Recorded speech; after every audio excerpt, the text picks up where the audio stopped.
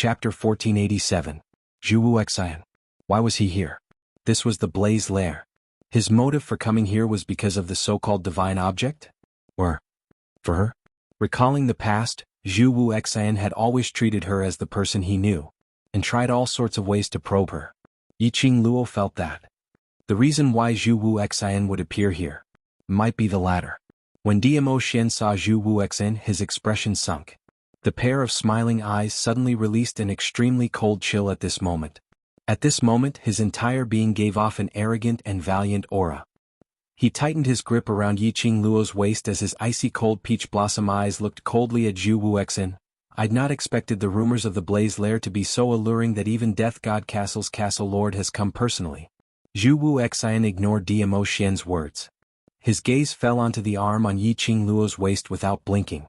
That alluring crimson robe was unable to conceal the chilly air that he was emitting. Diamo Xian tightened his grip. Yiqing Luo nestled in Diamo Xian's arms, and it could be said that the two men's gazes intersected. She could even clearly see the sparks from the two men's eyes. It crackled and flickered with electricity. Why was this scene a little strange? The fortunate thing was, Gui Wu brought General Luo and Instructor Li over. When the two instructors heard the way Diamo Xian addressed Zhu Wuxian, their faces were filled with astonishment as they looked at Zhu Wuxian in shock. Even Instructor Li, who had always had a fiery temper and was extremely impatient towards everything, was unable to calm his agitated little heart at this moment. Death God Castle's Castle Lord? Instructor Luo took a few huge steps and returned to Yiqing Luo's side as he stared at Zhu Wuxian and sized him up. I know your name, Master Gui Wu had mentioned you before. Instructor Luo wasn't affected by the chilly air that was emitted from Zhu Wuxian as he was still in high spirits. Little Luo. Gui Wu's icy cold voice called out to the agitated Instructor Luo. Instructor Luo then reacted as he rubbed his head and laughed awkwardly. Young Master Zhu, I'm so sorry. I'm a burly man, and when I saw someone who was praised by Master Gui Wu, I got excited. Zhu Wuxian took some time before he slowly shifted his gaze onto Instructor Luo. That extraordinarily handsome face was so beautiful that it was intoxicating. However, the cold aura emitted from those eyes still made people shudder. General Luo's smile froze. His hand that was rubbing his head also froze. Just when everyone thought that Zhu Wuxian wouldn't speak, they heard his cold voice ring out. It's fine. Instructor Luo's eyes widened and his jaw dropped. Didn't they all say, this Death God Castle Lord was especially hard to approach? No matter who spoke to him, it was an honor to be able to reply to him once out of 10 sentences. He actually responded to her. Instructor Luo stood rooted to the ground, unable to come back to his senses. Yiqing Luo secretly heaved a sigh of relief. Fortunately, Instructor Luo was there. Only then did the strange atmosphere dissipate. For some reason, Diamo Xian and Zhu Wuxian were facing off. There was an inexplicable feeling that they were going to fight each other at any moment. Thinking of the way Zhu Wuxian looked at her, repeating it over and over again, she forgot about his persistence. Yiqing Luo couldn't help but shiver. It was better to maintain a distance from Zhu Wuxian. But it was too early for Yiqing Luo to be assured. Chapter 1488. Yiqing Luo's head was filled with question marks. What on earth was going on? Why did it sound like there was a feeling of jealousy? Was it a misperception? Instructor Luo was apparently stunned by Diamo Xian's words. After some time he stuttered as he shook his head. Of course not, Overlord is the #1 strongest person in Nirvana realm, of course I'm excited to see you. Overlord's charm is naturally unparalleled. Before he could finish his sentence, he was interrupted by a chilly voice. Instructor Luo is saying that I'm not as good as him? Instructor Luo's face immediately turned pale. He looked at the both of them with a tearless face. Could he apply to shut his mouth? At this moment, no matter how slow the person was, he could clearly feel the undercurrent between Zhu Wuxian and Diamo Xian was surging violently. Instructor Luo was extremely regretful. Why couldn't he keep his composure and had to rush up to be implicated?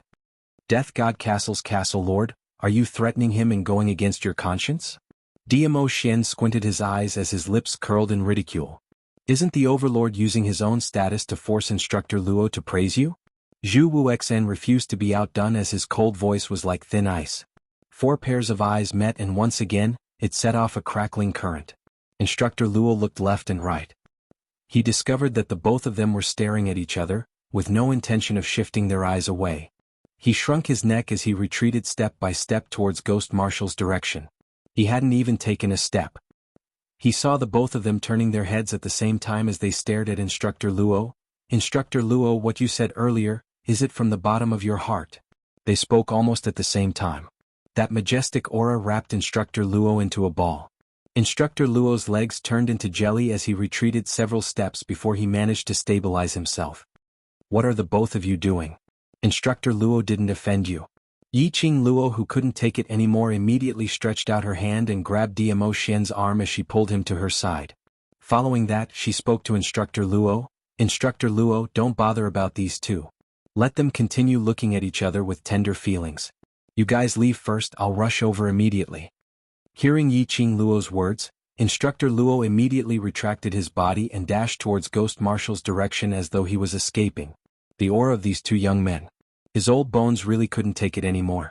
And when the four eyes met, the two of them who were releasing electric current heard Yiqing Luo's adjectives.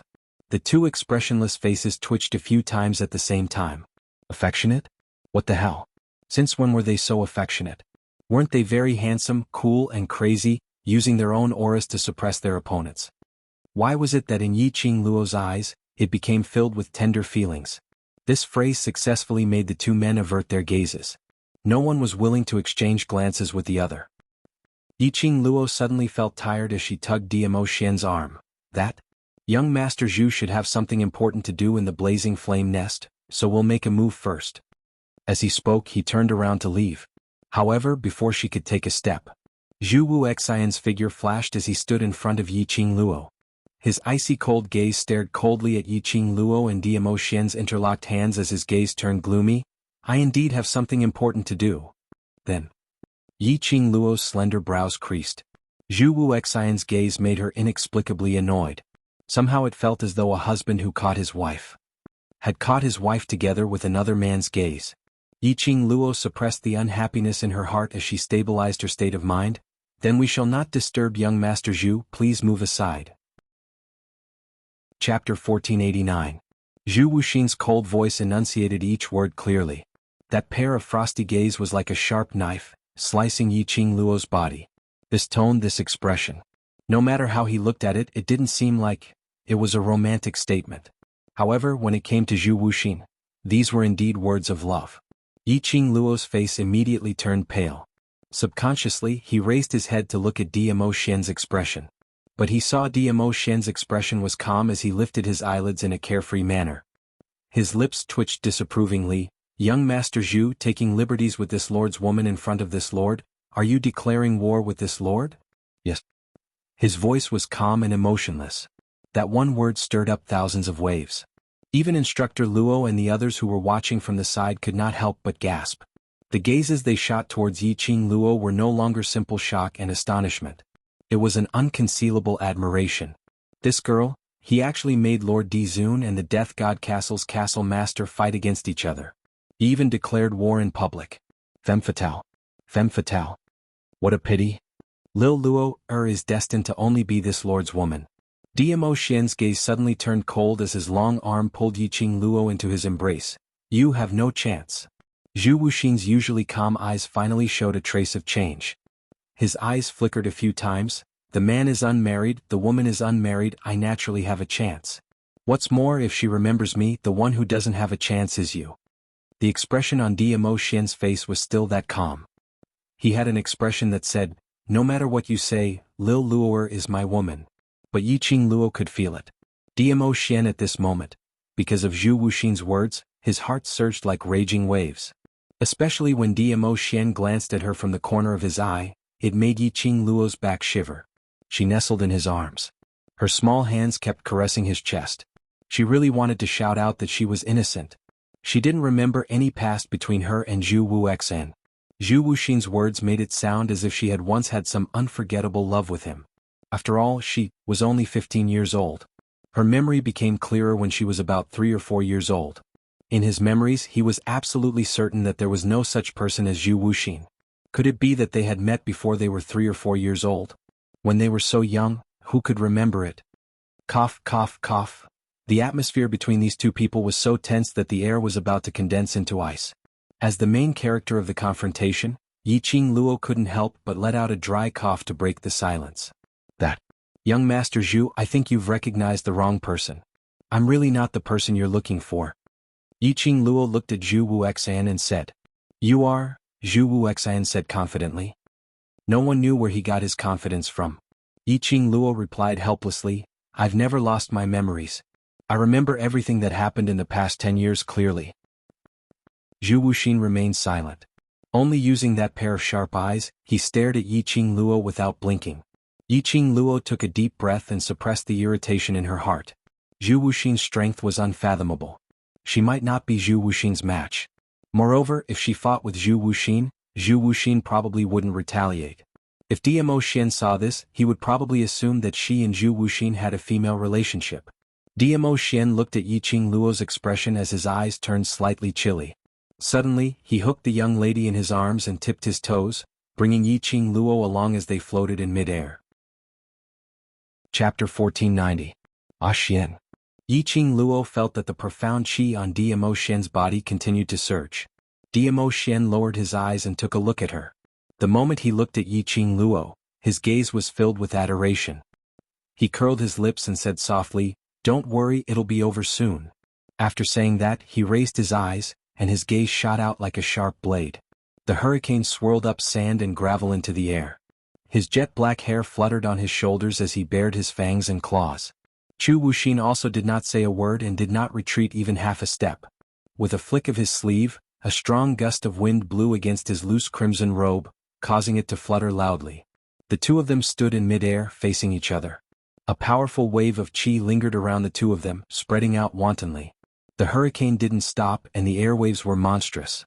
The few people who were standing not far away were simply dumbfounded. It was too scary. The profound qi surrounding the two of them was like a whirlwind. Compared to the Xian qi that had rushed over after following the Xian qi fluctuation, it was even more terrifying. Fortunately, these two people were still somewhat rational. However, as the profound energy of both sides converged, the aura they released did not spread throughout the entire flame nest. Otherwise, they were afraid that they would not be able to stand here and watch. Is this the power of His Majesty?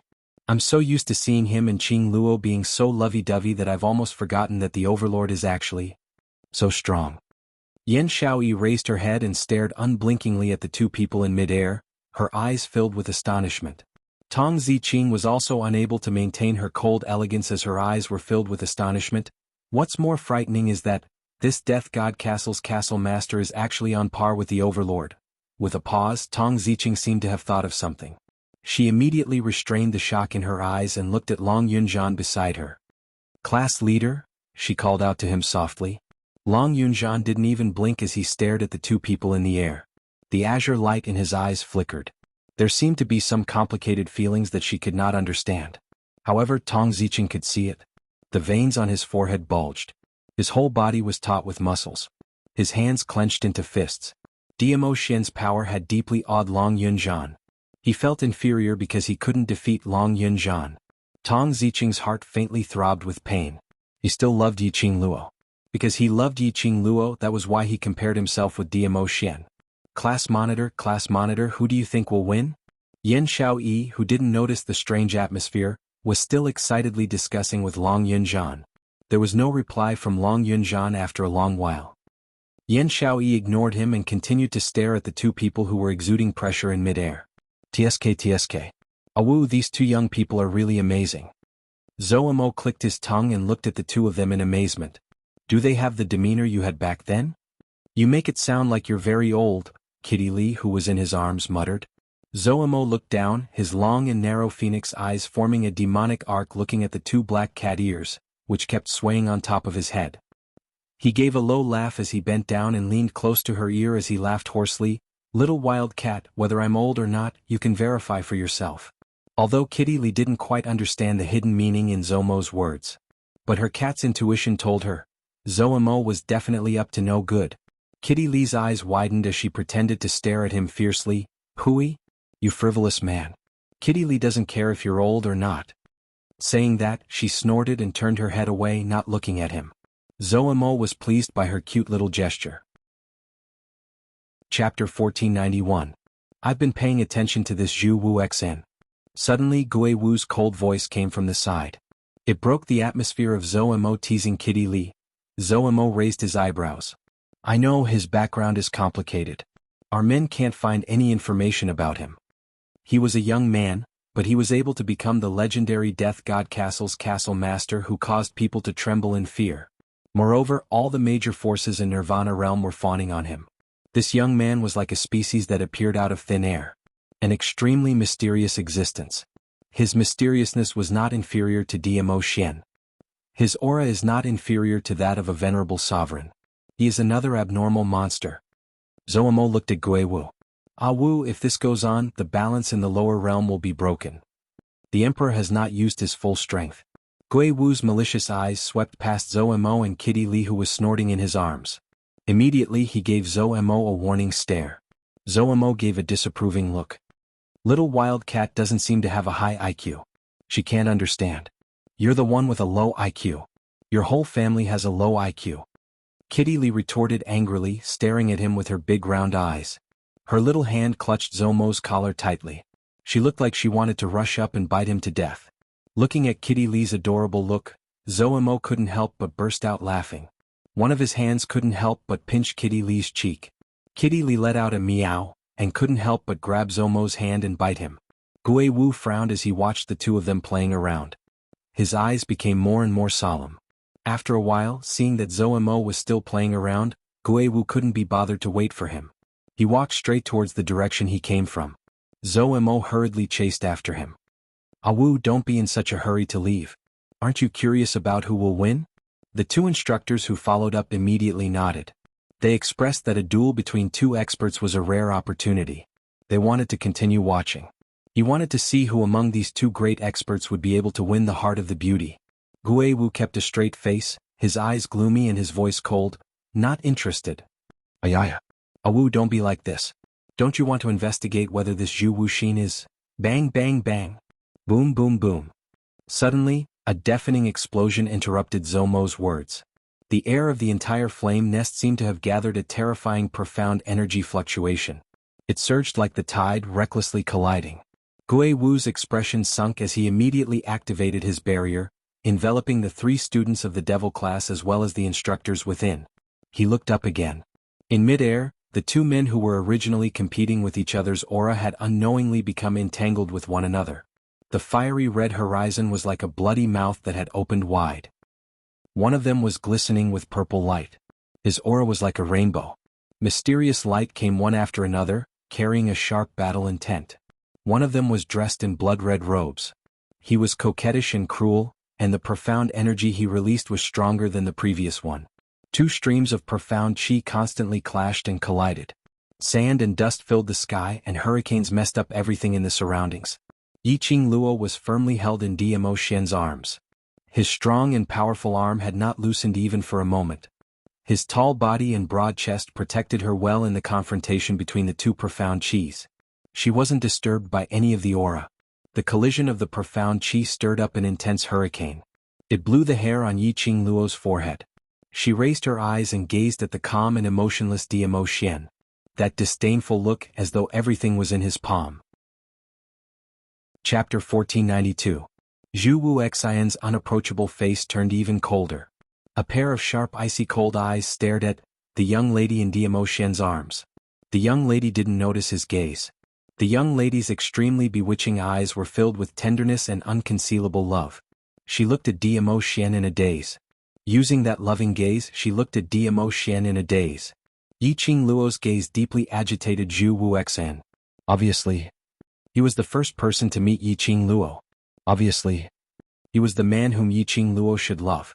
The man whom Yiqing Luo looked at with that kind of gaze should be him. Zhu Wuxian's usually calm and unperturbed heart was surging with a surge of fury. That pair of icy cold eyes looked extremely malevolent and terrifying. A piercingly cold aura was unleashed continuously. The profound chi surged as the air billowed into the sky. The profound chi intertwined once again as sparks flew. Dmo Xian. The icy cold voice had a tinge of hoarseness. She belongs to me, she belongs to me. Zhu Wuxian spat out words which seemed like a demon's spell. Inexplicably, there was an extremely strange feeling. Dmo Xian scoffed in disdain. His sleeves moved slightly as a burst of powerful profound chi was unleashed from his sleeves. The purple light was dazzling as it broke through the enchantment which Zhu Wuxian had conjured and shot towards Zhu Wuxian's face. Zhu Wuxian reacted in time as he swiftly evaded it. But he still couldn't avoid being struck on the chest by that strike. Zhu Wuxian gave a dull moan as he retreated a few steps. Yiqing Luo also heard Zhu Wuxian's words as her brows creased as she spoke in a chilly voice. Young Master Zhu, the person whom you insist on believing might not be me. I admire young Master Zhu's persistence towards the woman you love, but this persistence, please don't place it on me. She had no memories of Zhu Wuxian at all. Zhu Wuxian was another man with a hole in his brain, pestering her and insisting that it was her, yet refusing to be reasonable. Yiqing Luo finally came to a conclusion. This Zhu Wuxian. He was a lunatic. If it's not you, I'll kill you. Zhu Wuxian's icy cold voice was filled with a biting cold murderous intent. Yiqing Luo didn't doubt that Zhu Wuxian's words were just casually said. Once he was sure that she wasn't the person he was looking for, he would definitely kill her. He would not hesitate to kill her. Yiqing Luo's brows creased even tighter. Just as he was about to speak, Diamo Xian beat him to it. Kill her? Do you think you have the ability? She is. Zhu Wuxian stared at Yiqing Luo's face, stubborn and certain. It was very tiring to talk to such a person. Zhu Wuxin's stubbornness was already incurable. In Zhu Wuxin's view, his people should belong to him. If he had recognized the wrong Yiqing Luo, he would choose to kill this woman with his own hands, the woman he had saved multiple times because he had admitted his mistakes. However, Zhu Wuxin still insisted that he had not recognized the wrong person. His Yiqing Luo was this Yiqing Luo. He wanted Yiqing Luo to recall their past. If Yiqing Luo really couldn't recall, if he couldn't obtain it, then he would destroy it. This thought surfaced in his mind. A biting cold murderous intent flashed past Zhu Wuxian's eyes. Zhu Wuxian, this lord shall use action to tell you today that this lord's woman is not a woman you can dream of. Just as he finished his words, Diamo Xian's entire body's energy suddenly soared. A terrifying profound light shot directly towards Zhu Wuxian's direction. Chapter 1493. The Overlord is getting serious. Gui Wu looked at the pressure being unleashed in the sky as his expression sunk slightly. Let's go, this isn't something we can interfere in. Zhou Mo Xian remained calm and composed as he looked at Diamo Xian, who was dressed in a purple robe as his sleeves danced, looking as handsome as a god.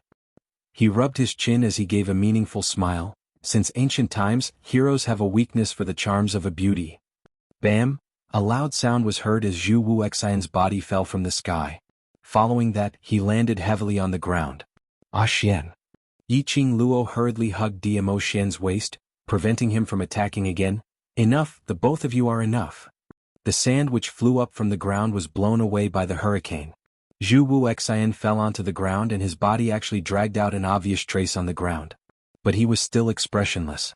As though he couldn't feel the pain in his body. There wasn't any feeling at all. Yiqing Luo saw it clearly.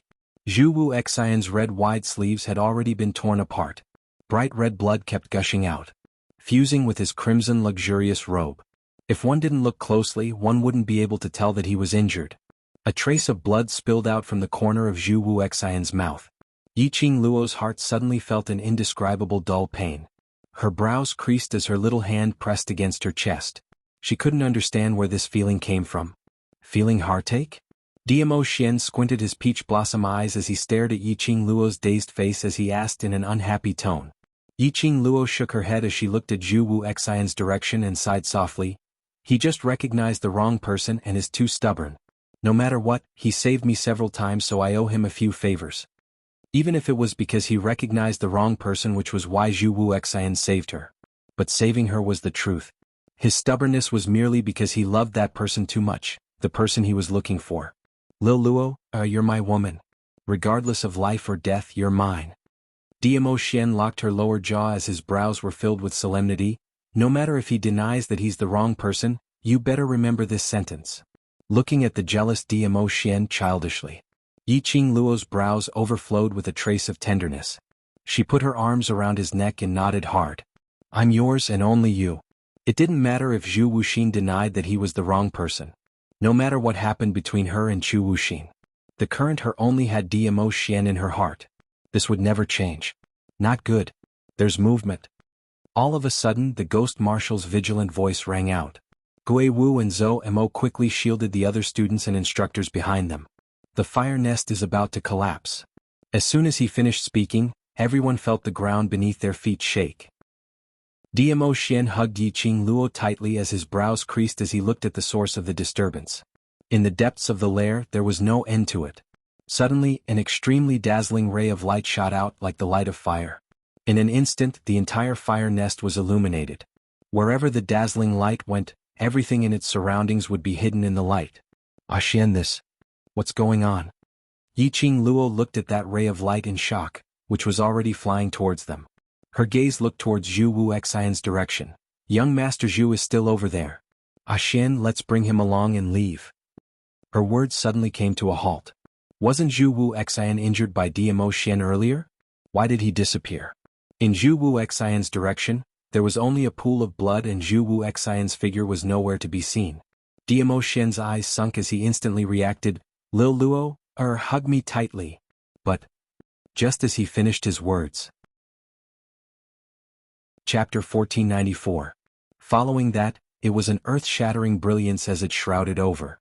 Before Yiqing Luo could react, a strong suction force like a tornado sucked her in forcefully. The next moment Yiqing Luo felt her vision turning black as she fainted. When Yiqing Luo regained consciousness, she discovered that she was in a huge karst cave. There were blazing flames in all directions. The surroundings were filled with lava rolling and flowing. The place where she laid was also a path created by the flames.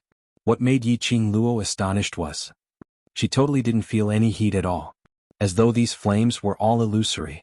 But Yiqing Luo was clear, these were absolutely not illusory flames. But they really existed.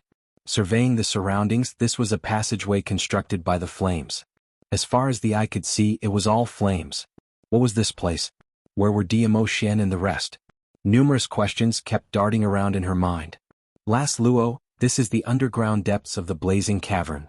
Old Man Song voiced out in time, clearing Yiqing Luo's doubts. The underground depths of the blazing cavern? Why would she suddenly be in such a place? Where were Xian and the rest? Have you forgotten, there's a rumor regarding the blazing cavern? Old Man Song reminded. Rumor? Is it the rumor that there's a divine object descending into the blazing cavern? The Overlord and Chu Wuxian had just fought. The power was too huge, causing the blazing cavern to activate its self-protection enchantment, sucking all of you into the underground depths of the blazing cavern, which is also the blazing cavern's root vein. Yiqing Luo looked around in astonishment. This is the blazing cavern's root vein? What kind of self-protection enchantment is this? A place's root vein was equivalent to a person's Achilles heel. If Yiqing Luo tampered with the blazing cavern's root vein, the entire blazing cavern would fall into destruction. You can enter but you can't leave. Old Man Song directly dispelled Yiqing Luo's thoughts. If you destroy the blazing cavern's root vein, all of you will die here. Let's find Xian and the rest first, we'll think of a way after everyone gathers. Yiqing Luo heard that and could only sigh softly. Deep underground of the blazing cavern's root vein. Could it be the divine object prophesied by the state preceptor of South Billow continent? Did it descend into the world from this land of roots? After all, news of a divine object descending upon the blaze lair had spread like wildfire. However, no one had actually seen the so-called divine item. He didn't even know what a divine object was.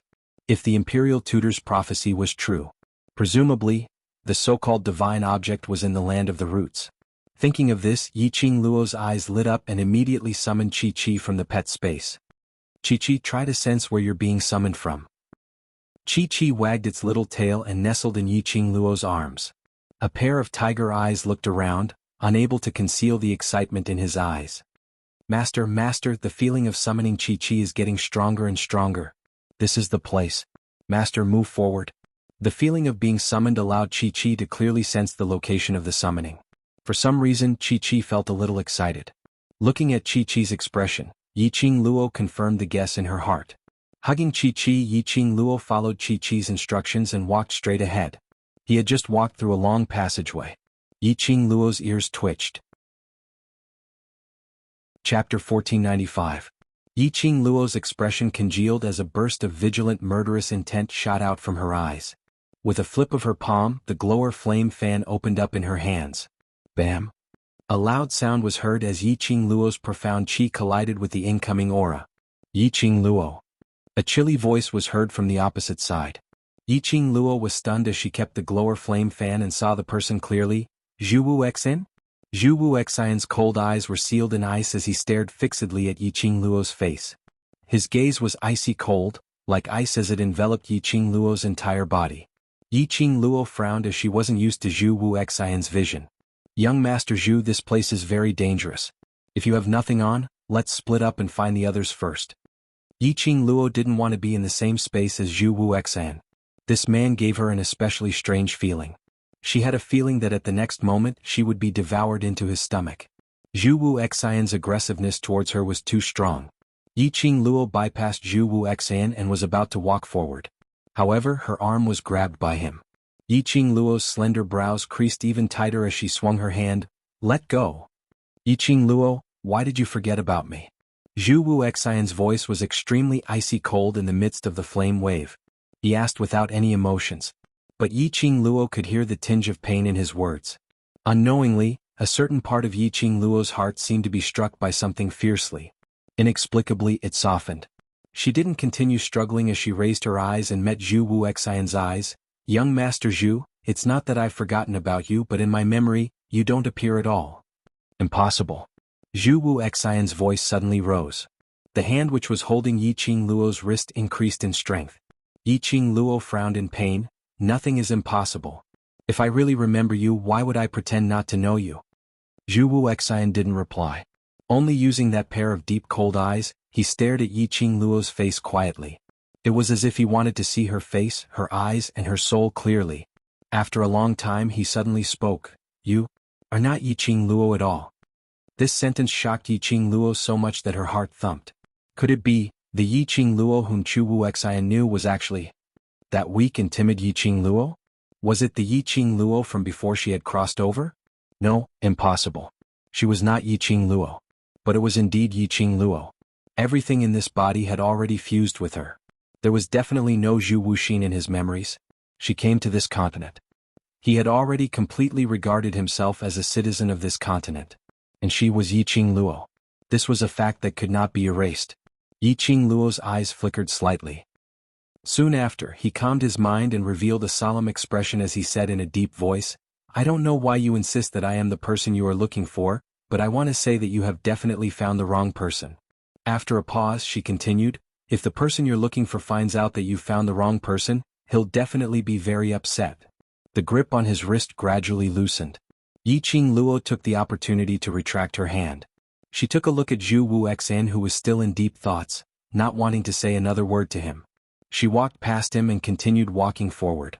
Aren't you afraid that I'll kill those companions of yours when I see them? Behind her, Zhu Wu Xian's icy cold voice was heard. Chapter 1496. What do you mean? Yiqing Luo's eyes flashed with a cold glint. Zhu Wuxin laughed softly. I am a heartless person. If not for you, I would not have appeared here. Yiqing Luo's heart trembled. This should be the first time Zhu Wuxin had spoken words of love. Although it was still emotionless. But that laughter was an extremely rare expression on Zhu Wuxin's face. But Zhu Wu Xian's next sentence made Yiqing Luo's heart palpitate inexplicably, as it was forcefully wiped out. He said, I said if you are not her, I will kill you. Then he added, so if I see them, I will kill them too. Yiqing Luo's eyes grew colder and colder. She turned around and returned to Zhu Wuxin's side. So, what exactly do you want to do? If you look at me, you can stop me from killing the others, Zhu Wuxin replied calmly. Yiqing Luo's slender fingers clenched tightly. The expression on his face twitched and changed a little. Good. Very good. Wasn't it just because she couldn't beat him now? Fine. She admitted defeat. Yiqing Luo took a deep breath and calmed her emotions. Zhu Wu Xian, you'd better not touch my companion. After saying that, she turned around and walked straight ahead. Zhu Wuxin gave her a deep look. Perhaps even he himself did not know. The expression on his face right now was no longer cold and emotionless. What replaced it was a doting look and a face full of tenderness.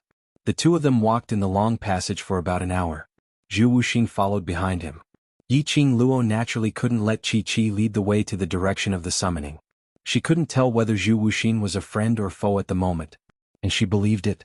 Once Zhu Wuxin confirmed that she really wasn't the person he was looking for, he wouldn't be as easy to talk to as he was now. The thing that was summoning Chi-Chi. She could not give it to anyone else. As a result, the two of them circled around the passageways that extended in all directions. Along the way he did not see a single person. Could it be, Gui Wu and the few people from Devil class were not sucked into the root vein? Then, where was Diamo Xian? She remembered the moment when the root vein land was opened. Someone hugged her tightly until the suction force knocked her unconscious. The person who was hugging her was not Diamo Xian. Yiqing Luo's mind suddenly cleared up as her eyes were like torches as she stared straight at Zhu Wuxin. You? Don't you know that the brilliance in the blazing flame nest is the brilliance which activated the land of the root veins? Otherwise, how could Zhu Wuxin have appeared at the last moment? Forcefully separate her from Diamo Xian? Zhu Wuxin remained silent. In other words, it was a silent agreement. Since he knew, why did he stay in the flame lair and get sucked into the root vein together with her? I want to be alone with you. As though he had seen through Yiqing Luo's thoughts, Zhu Wuxin, who had remained silent for a long time, suddenly opened his mouth. The minute he opened his mouth, Yiqing Luo felt a chill run down her spine. Zhu Wuxin's words of love, it really didn't match the style. She accepted her incompetence. I want you to remember me, Zhu Wuxin continued. More importantly, he wanted to confirm something for himself. Zhu Wuxin's eyes flashed slightly. Yiqing Luo's thoughts weren't on Zhu Wuxin and she didn't notice the glint in Zhu Wuxin's eyes. She rubbed her forehead with a headache. Under the current situation, she could no longer continue to deny that she wasn't the person Zhu Wuxin was looking for. Zhu Wuxin, this lunatic. Chapter 1497. Master, if this goes on, how are we going to get to the place where Chi-Chi was summoned? Chi-Chi squirmed in Yiqing Luo's arms. Yiqing Luo lowered her eyes and stared at Chi-Chi, replying in her heart, we can only find the others first. It was a very simple matter for her to get rid of Zhu Wuxin. However, if Zhu Wuxin encountered Long Yunzhan's trio, he definitely wouldn't be Zhu Wuxin's match. She also tried to contact Kitty Li. But no matter how she called out to Kitty Li, he couldn't get a response from Kitty Li. She and Kitty Li had already signed a life and death contract. The reason why he was unable to contact Kitty Li, otherwise the land of the root vein had blocked her connection with Kitty Li. Otherwise, under the protection of Zhou Mo and Gui Wu, Kitty Li had not been sucked into the root vein. If it was the latter, that also meant that it was very likely that Long Yunzhan and the other two had not entered the root vein. However, she had no way of confirming that the three of them had not entered the root vein. He still couldn't act alone. Do you hate being with me that much? Zhu Wuxin looked at Yiqing Luo's back as his voice was filled with pain. Yiqing Luo pursed her lips. Before he could think of what to say, her wrist suddenly tightened. His whole body was tightly gripped by a strong force. Her body was suddenly pressed against a wall of fire. The boiling flames continued to burn. But when Yiqing Luo's back was pressed against the wall, she didn't feel any burning sensation at all. Zhu Wuxin's strength increased as he forcefully pulled Yiqing Luo into his embrace. What entered his nose was Zhu Wuxin's unique plum fragrance. His chest was different from Diamo Xian's generous warmth, but it was also extremely tough. His arms were tightly wrapped around her delicate body. His action of hugging a woman was very unfamiliar. It was obvious that this was the first time he had done such a thing to a woman. Yiqing Luo, you belong to me, belong to me? Zhu Wuxin stared at her face, then suddenly bent down and kissed her forcefully. You once said that you would be my bride. I clearly met you first. Why did you forget about me before I found you? His kiss fell on her urgently. Yiqing Luo was anxious and immediately turned her head away. His warm lips landed on her face. Yiqing Luo's eyes flashed with a cold glint. Other than Diamo Xian, no matter who it was. This kind of touch was hard for her to accept. She forcefully pushed Zhu Wuxin away and shouted sternly, Zhu Wuxin, let me go. Otherwise, I won't be polite to you. I will make you remember me in my own way. However, Zhu Wuxin wrapped his arms even tighter around her. It was as if he wanted to knead her into his body. His strength was strong and domineering. Yiqing Luo's strength was totally unable to struggle free from Zhu Wuxin. At the next instance, Zhu Wuxin's hand had already circled around Yiqing Luo's wrist. His broad palm was extremely powerful. Yiqing Luo's brows creased as the cold glint in her eyes started to seep out murderous intent. Zhu Wuxin, I'm warning you, if you don't let me go, I'll kill you right now. As soon as he finished speaking, her wrist was pinned to the wall by Zhu Wuxin. His hand tore open the sleeve of her gown. The academy uniform, which had already been dyed red with blood, was torn to shreds with a tearing sound. Half of Yi Qingluo's arm was revealed. On her fair wrist, under the intense flame, there was an extremely obvious cherry blossom pattern. Pieces of cherry blossom petals were imprinted on her arm. Like a cherry blossom bracelet. Yi Qingluo's heart jumped. She instinctively wanted to retract her hand. Zhu Wuxian discovered the existence of the Azure Dew bracelet. Chapter 1498. Yi Qingluo's hand retracted backwards. Zhu Wuxian's grip tightened. That long, slender fingers gently covered that circle of cherry blossom pattern. That pair of icy cold eyes actually at this moment. Like a sacred lotus melting on the snow mountain. And mixed with a trace of gentleness. Gentleness. These two words had nothing to do with Chu Wuxin. But at this moment, it really appeared on Zhu Wuxian's face. Towards this. Yi Qingluo only had one feeling, it was too freaking horrifying. Zhu Wuxian's gaze didn't seem like he was looking at a god relic, but looking at something that had existed in his memory for a long time. That kind of deep affection. Not waiting for Yi Qingluo to think of how to deal with Zhu Wuxian. Then she saw a pair of eyes filled with tenderness and affection looking at her. It's indeed you. It's you? Zhu Wuxian's face surfaced a smile as his eyes fixed on her. This birthmark, other than you, who else has it? Birthmark? Yi Qingluo shot a glance at the cherry blossom pattern on the Azure Dew bracelet. Zhu Wuxian treated it as her birthmark? What did he mean by that? This was obviously the mark of the Azure Dew bracelet. In this world, she should be the only one who had this kind of cherry blossom pattern, right? In this era, cherry blossoms seemed to be an extremely rare flower. Most of them had never even seen it before. And the meaning behind Zhu Wuxian's words was obviously to say that the cherry blossom pattern which he had seen before was not intentionally drawn by a lady to look good, but a birthmark imprinted on the skin. Which meant to say, Zhu Wuxian didn't recognize the wrong person? She really was the person Zhu Wuxian was looking for?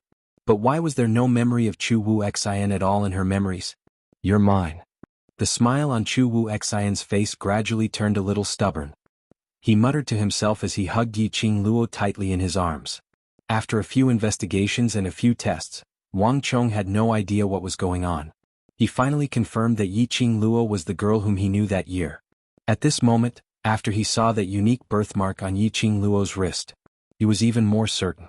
She was indeed the Yi Qingluo whom he was looking for. The Yi Qingluo whom he had promised to marry as his wife. Yi Qingluo's entire body was hurting from his hug as she struggled with all her might and even used her profound qi to attack, but she was unable to struggle free from Zhu Wuxian, who seemed to have fallen into a demonic barrier. She listened to Zhu Wuxin repeat the words "you are mine" over and over again. Yi Qingluo's heart shuddered for no reason. Why do I feel like such a Zhu Wuxin caused her heart to palpitate? Let me go, Zhu Wuxin. Her struggle made Zhu Wuxian hug her even more tightly. Yi Qingluo, I'm here to keep my promise. After we leave this place we'll get married. Marriage. Yi Qingluo was completely stunned. Zhu Wuxian, are you King sick? Who wants to marry you? Let me go. His free hand immediately took out the glowing flame fan. She unfurled her glowing flame fan, and 2 silver threads shot out from it, sinking straight into Zhu Wuxin's shoulder. Let go. She snapped a warning. However, Zhu Wuxian only gave a dull moan, as he had no intention of letting go of Yi Qingluo. He hugged her tightly. So tightly that Yi Qingluo had no way to make any large-scale movements. Yi Qingluo's charming eyes were illuminated by the flames as it sparkled. Looking at Zhu Wuxian, who had no intention of letting go. She clenched her teeth as she activated the glowing flame fan's silver threads, sinking deeper into Zhu Wuxian's body. Chapter 1499. I won't let go. I won't let go again. Zhu Wuxian's voice was actually trembling slightly. Trembling? Even a person like Zhu Wuxin would tremble? Yi Qingluo's fingers, which were gripping the glower flame fan, loosened. Why was he so stubborn? Even if he was pierced by her silver threads, he was unwilling to let go of her.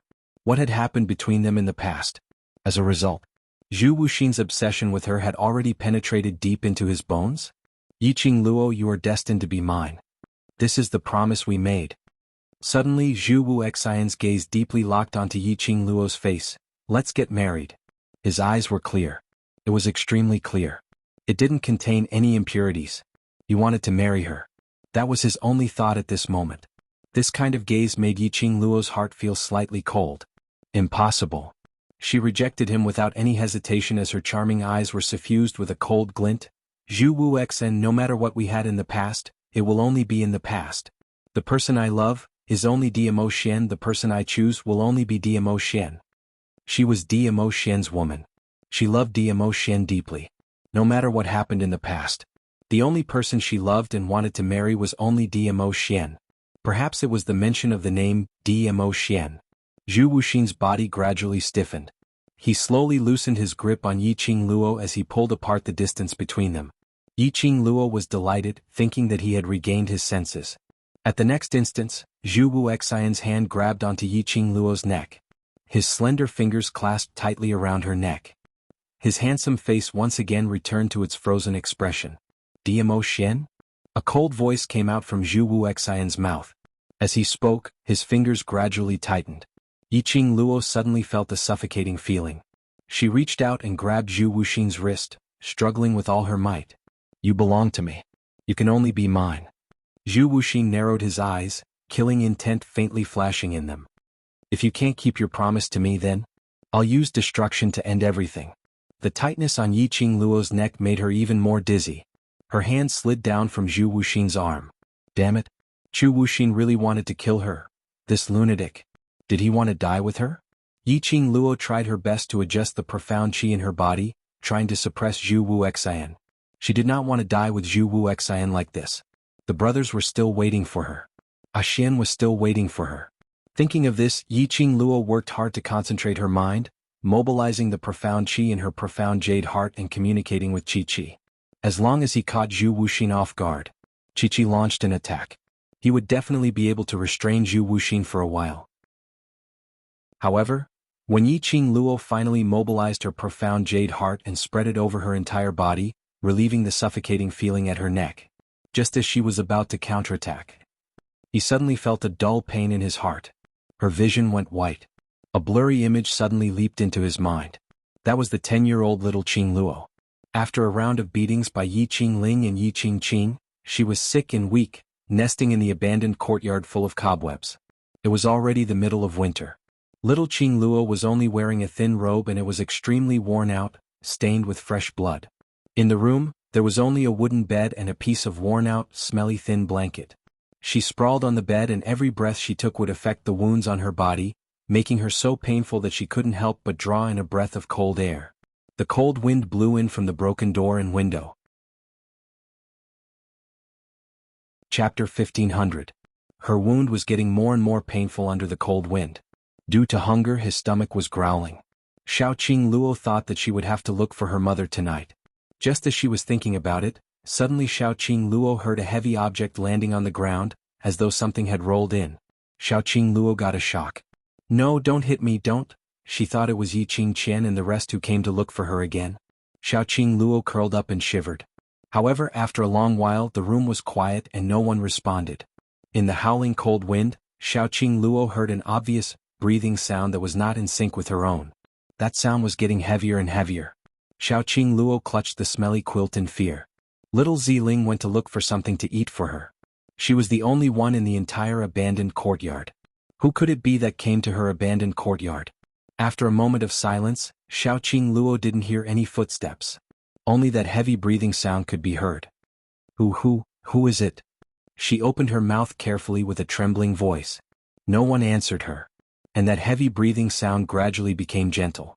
Xiaoqing Luo tightened the quilt and endured the pain on her body as she looked towards the direction of the sound. Her abandoned courtyard didn't have any supply of candles. Once night fell, the entire room would be pitch black. Xiaoqing Luo had long been used to this kind of environment. Therefore, she only took a quick glance. She saw a blurry shadow below the window. From the silhouette of the shadow, it should be a person. Why would someone appear in her courtyard? Xiaoqing Luo was filled with fear and doubts. But as a 10-year-old child, no matter how afraid she was, she couldn't resist her curiosity. Moreover, a person appeared in her room. She couldn't be indifferent.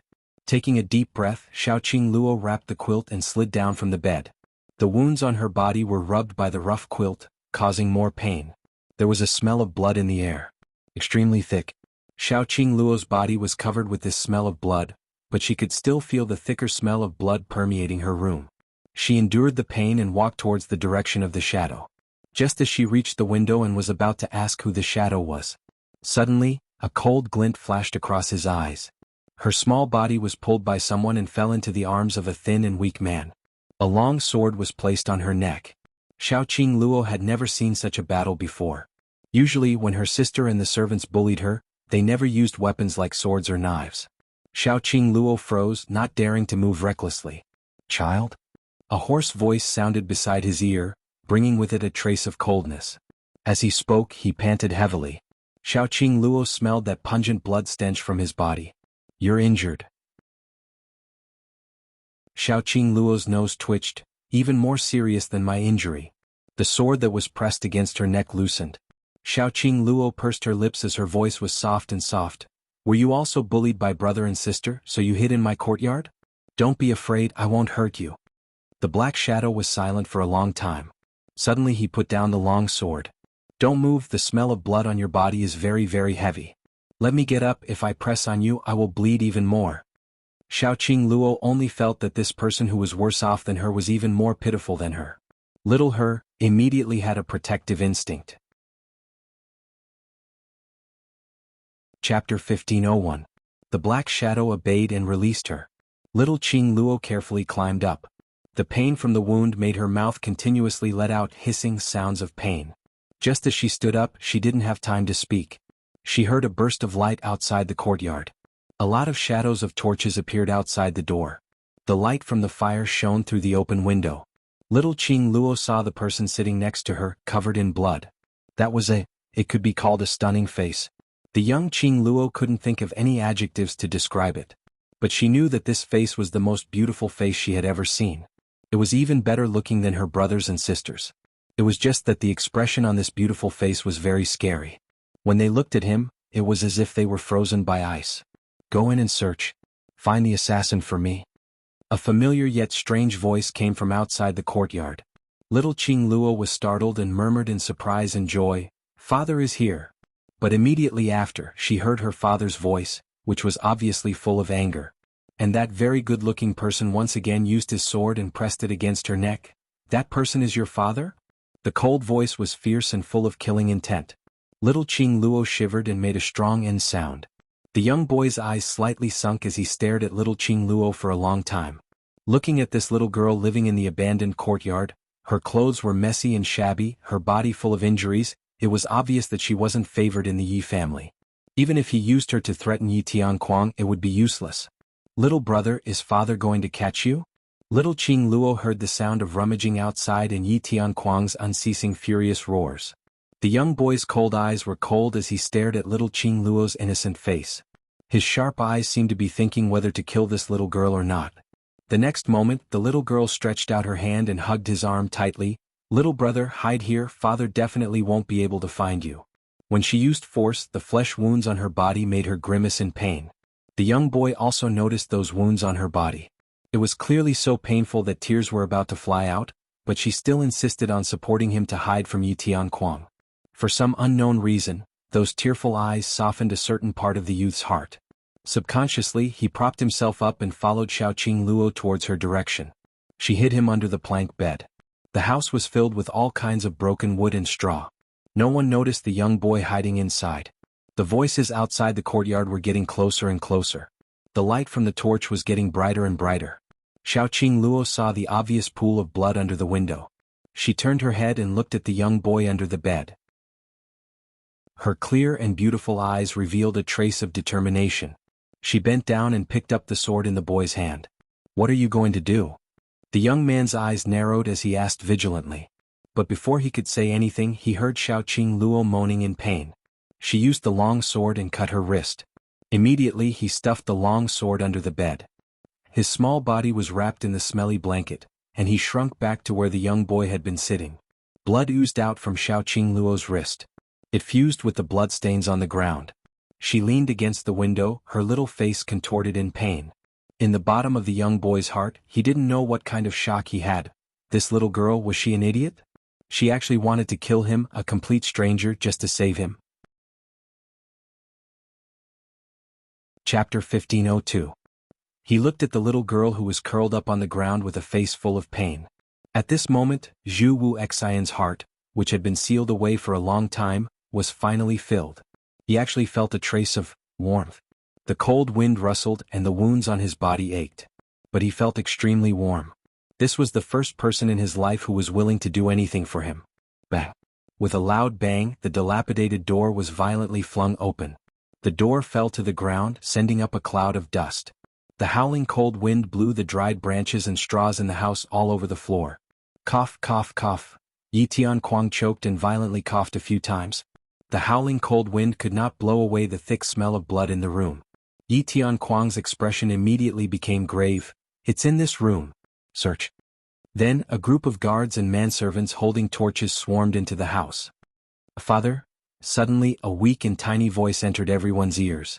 Under the illumination of the fire, they saw Xiaoqing Luo wrapped in a thin blanket, trembling all over.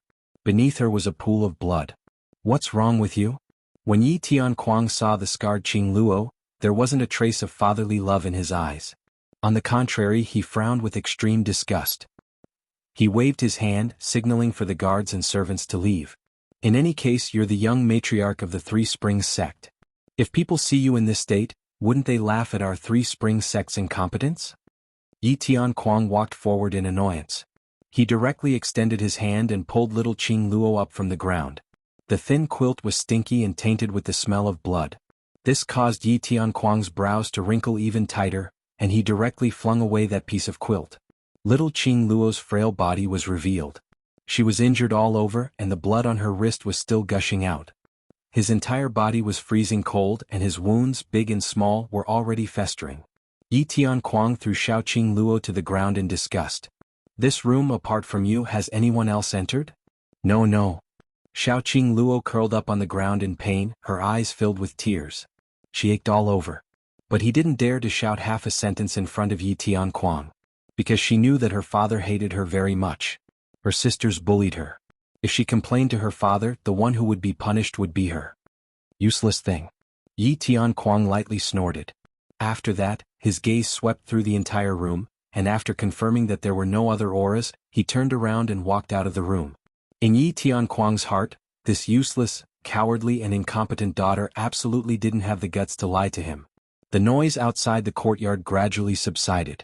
Xiaoqing Luo then tried her best to shift her body as she asked softly, "Are you all right?"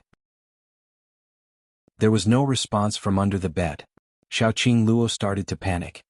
Could it be that the action of pushing you to the bottom of the bed caused your wound to open up? Little brother, wait for me, I'll go over now.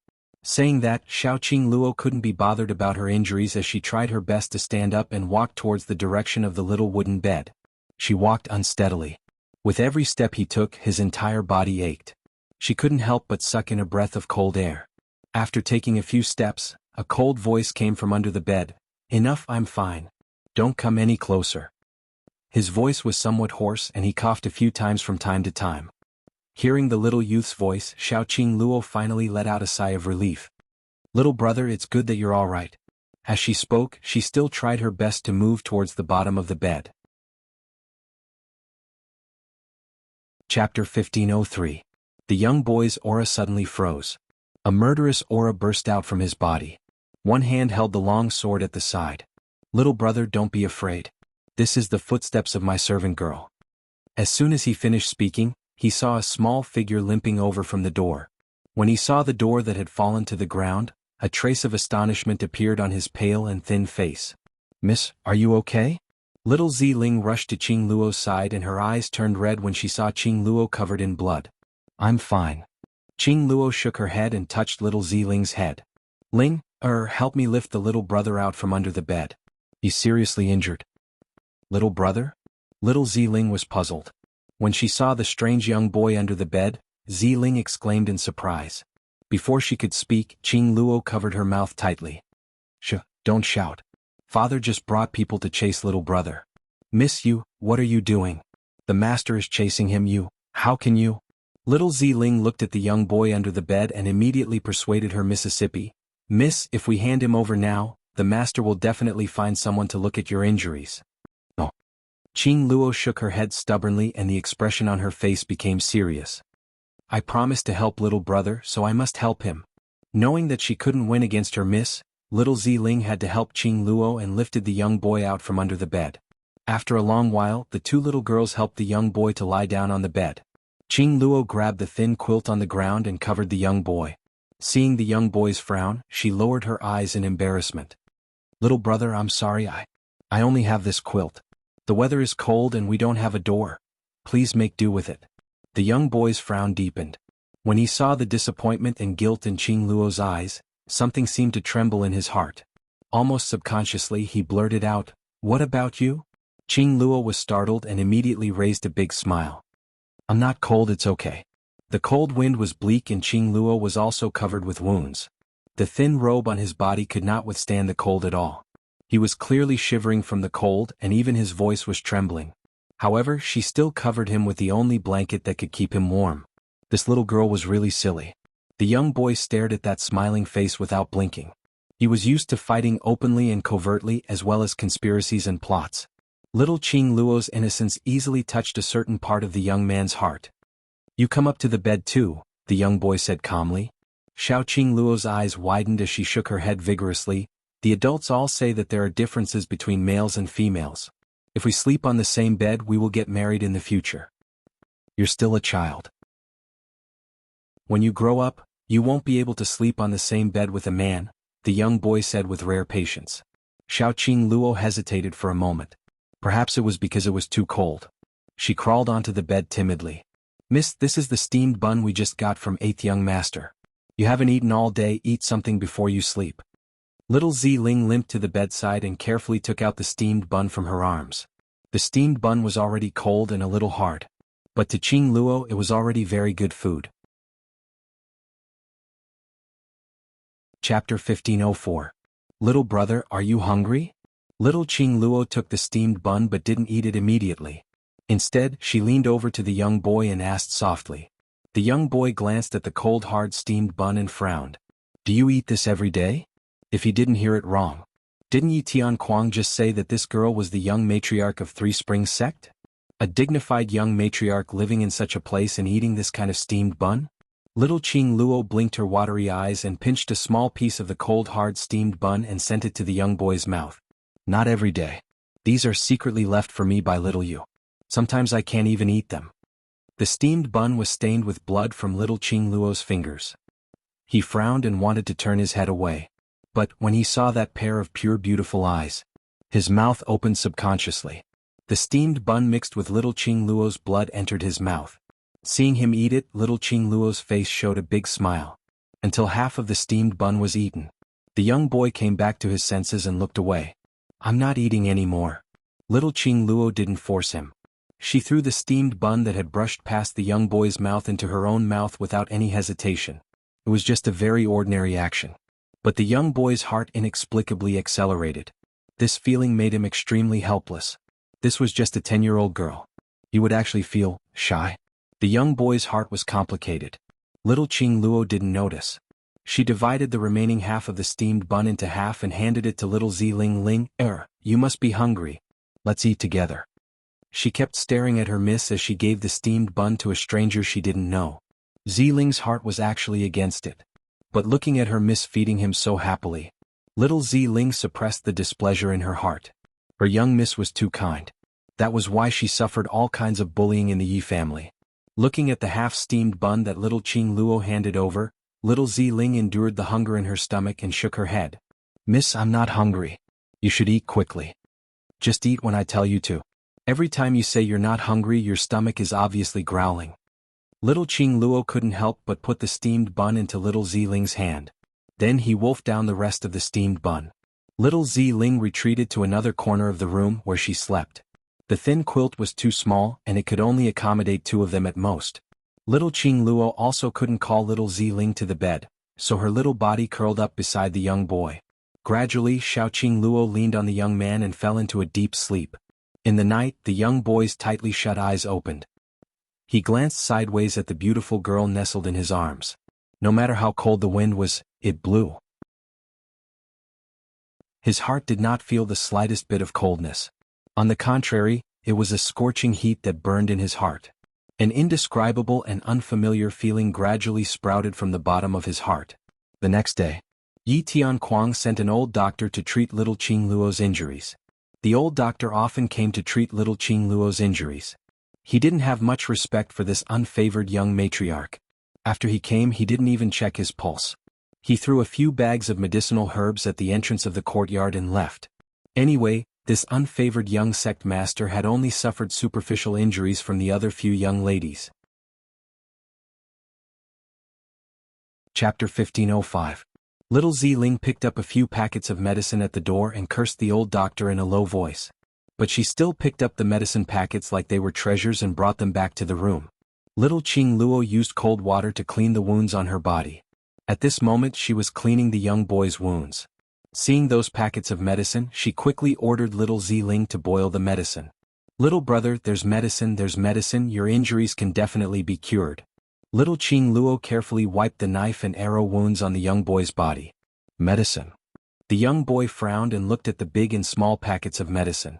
"Little brother, don't worry, those medicines are definitely for treating external injuries.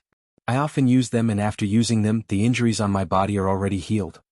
Little Qing Luo hurriedly explained, "Little brother, these injuries on your body should also be caused by being beaten by others. They can definitely be cured." The young boy recalled the way Yi Tianquang looked at little Qing Luo last night. It was not like the way he looked at his daughter. Moreover, he obviously knew that his daughter was often bullied. Yi Tianquang did not stop him. Instead, he sent over medicinal ingredients. When little Ziling brought over the medicine in a broken bowl, the young boy sniffed it. This was indeed medicine for treating external and internal injuries. And the medicine applied on his body was also used to heal wounds. He hadn't done anything to it. Looking at little Qing Luo, who was squatting beside him with shining eyes and carefully holding the medicinal soup. In the end, he did not refuse little Qing Luo's good intentions. He needed to recover his body as soon as possible. Although these medicines did not have much effect. But at least they could speed up the recovery of his body. Otherwise, once Yi Tianquang found traces of him, he would not have the strength to resist. Moreover, if he continued to stay in this shabby place, he would not freeze to death. He was afraid that his wounds would be infected and fester to death. More importantly, after he recovered, he could quickly heal little Qing Luo's injuries. 3 days passed in the blink of an eye. The young boy's physique was special. In addition, all the medicinal herbs were used on his body. The young boy's body had already recovered by 70 to 80%. He could leave at any time. But every time he opened his eyes and saw the girl nestled in his arms, he actually gave birth to a feeling of reluctance to leave. Didn't want to leave the little girl who brought him happiness. Don't want to lose the smile on her face. In his mind, it was like a demonic barrier, as Xiao Qing Luo's voice and her clear smile kept reverberating. "Little big brother, today's steamed buns are not hard. Have a taste. Little big brother, your wounds are recovering really fast, much faster than mine. Little big brother, you are so beautiful. My big sister and third sister are not even half as beautiful as you. Little big brother," she called out to him again and again. For the first time in his life, the young boy felt extremely needed. As a result, he continued to pretend to be heavily injured, forgetting about his mission and the purpose of his appearance at the Three Springs sect. Only staying by Xiao Qing Luo's side, watching her take care of herself, listening to her words in his ear, he did not stop. All of a sudden he wanted time to stop at this moment forever. After the 3rd day, little Qing Luo would discover the wooden door of the dilapidated house was inexplicably repaired. Furthermore, it was fixed so securely that not even the slightest bit of cold wind could enter. The small wooden bed was also padded with a thick blanket and replaced with a wide, extremely warm quilt. Even the place where little Ziling slept was built with a wooden bed. After that, they could eat hot meals every day, and there were bags of food that could be stored for a few months under the bed. Chapter 1506. What made Xiao Qing Luo most astonished was, every morning when I wake up, the wounds on her body gradually healed. The suppurated area had scabbed over. The scars also gradually faded away. She was full of doubts, but she knew that all of this must have been done by the young boy who was gradually able to get out of bed and would occasionally practice his sword in the abandoned courtyard. But she didn't dare to ask. He was afraid that the moment he opened his mouth, everything would become a dream. This dream had been going on for nearly half a month. She did not want to wake up from this dream. Yi Qing Luo. In the courtyard, the young man's icy cold voice was heard, interrupting Xiao Qing Luo's deep thoughts. Hearing his voice, Xiao Qing Luo immediately raised her head, smiling like a flower as she jogged forward. "Little brother." He opened his arms and embraced the little girl. They had only known each other for half a month. However, the atmosphere between the two of them seemed to have experienced several years of feelings. The young boy could feel it clearly. The little girl in his arms occupied an extremely important position in his heart. But he had his own mission. Before the mission was completed, before he had enough power to protect this girl, he could not drag her into his world. "Yi Qing Luo, I'm leaving." His voice was very calm. He gently hugged the little girl's hand, but he increased his strength. Xiao Qing Luo was stunned. She knew that her little brother would eventually leave. He just didn't expect everything to happen so quickly. This was the first time that other than Ziling and Xiaoyu, he was the person who treated her the best. "Wait for me here." The young man lowered his head as his cold eyes locked onto Xiao Qing Luo. "Wait for me to pick you up." Xiao Qing Luo buried her head in his arms and shook her head. Her small hands circled his waist tightly. She was afraid that she wouldn't be able to see her little brother again.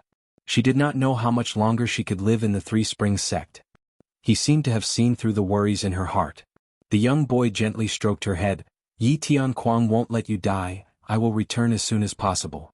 Rather than bringing little Qing Luo away now, it would be better to let her stay in the Three Springs sect."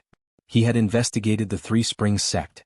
Although Yi Tianquang loathed Xiao Qing Luo to the extreme, but he would absolutely not let Xiao Qing Luo's life be in any danger.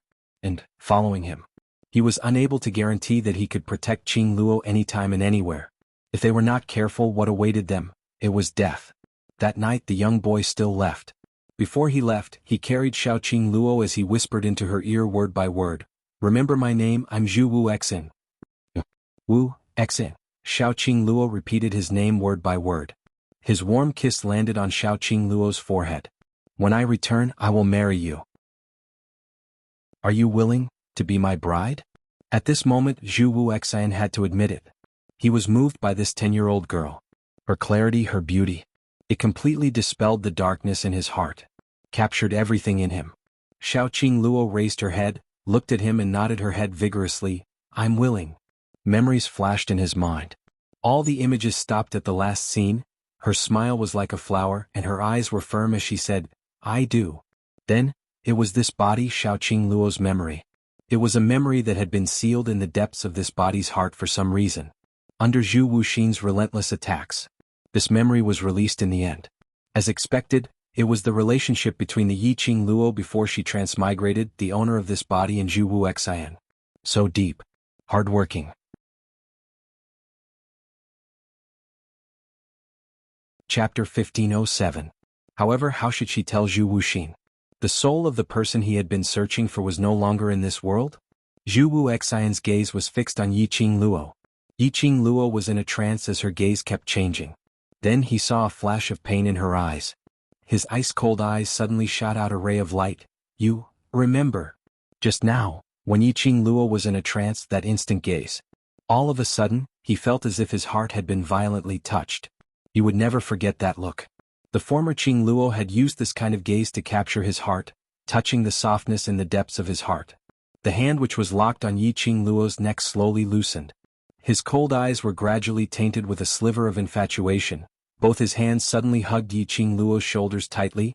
"Yi Qing Luo, I've said this before, you're the person I'm looking for. You've finally remembered." For the promise he had made with Yi Qing Luo previously. In the past few years he had been working hard to become stronger, and had used all kinds of methods to expand his faction. For Yi Qing Luo. He had even thrown his original intention of becoming stronger to the back of his mind. He couldn't bear for Yi Qing Luo to stay in Three Springs sect and suffer. Every time he recalled the first time he met Yi Qing Luo, she was covered in injuries. Zhu Wu Xian's heart was filled with pain. But all these years he didn't dare to head over to the Three Springs sect or secretly inquire about Yi Qing Luo's news. Everything about him. They were all in the line of sight of others. If he wanted Yi Qing Luo to live on safely, he must completely isolate himself from Yi Qing Luo, until he finally took control of Death God Castle. Then he finally built his own force, until he met Yi Qing Luo once again.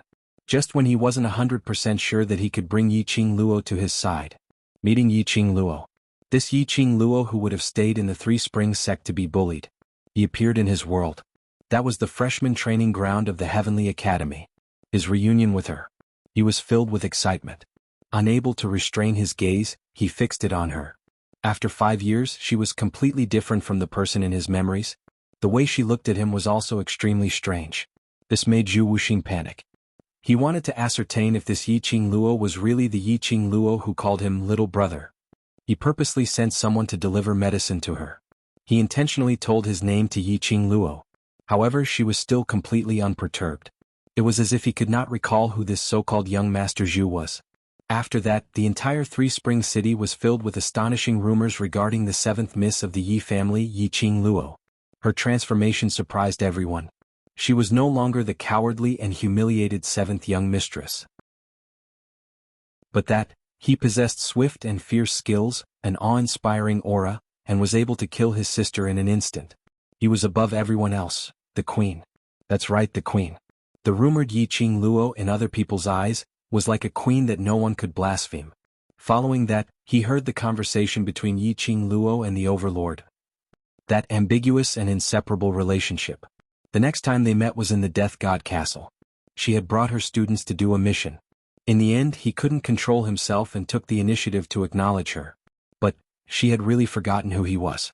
Her eyes were no longer as pure and sweet as when they first met.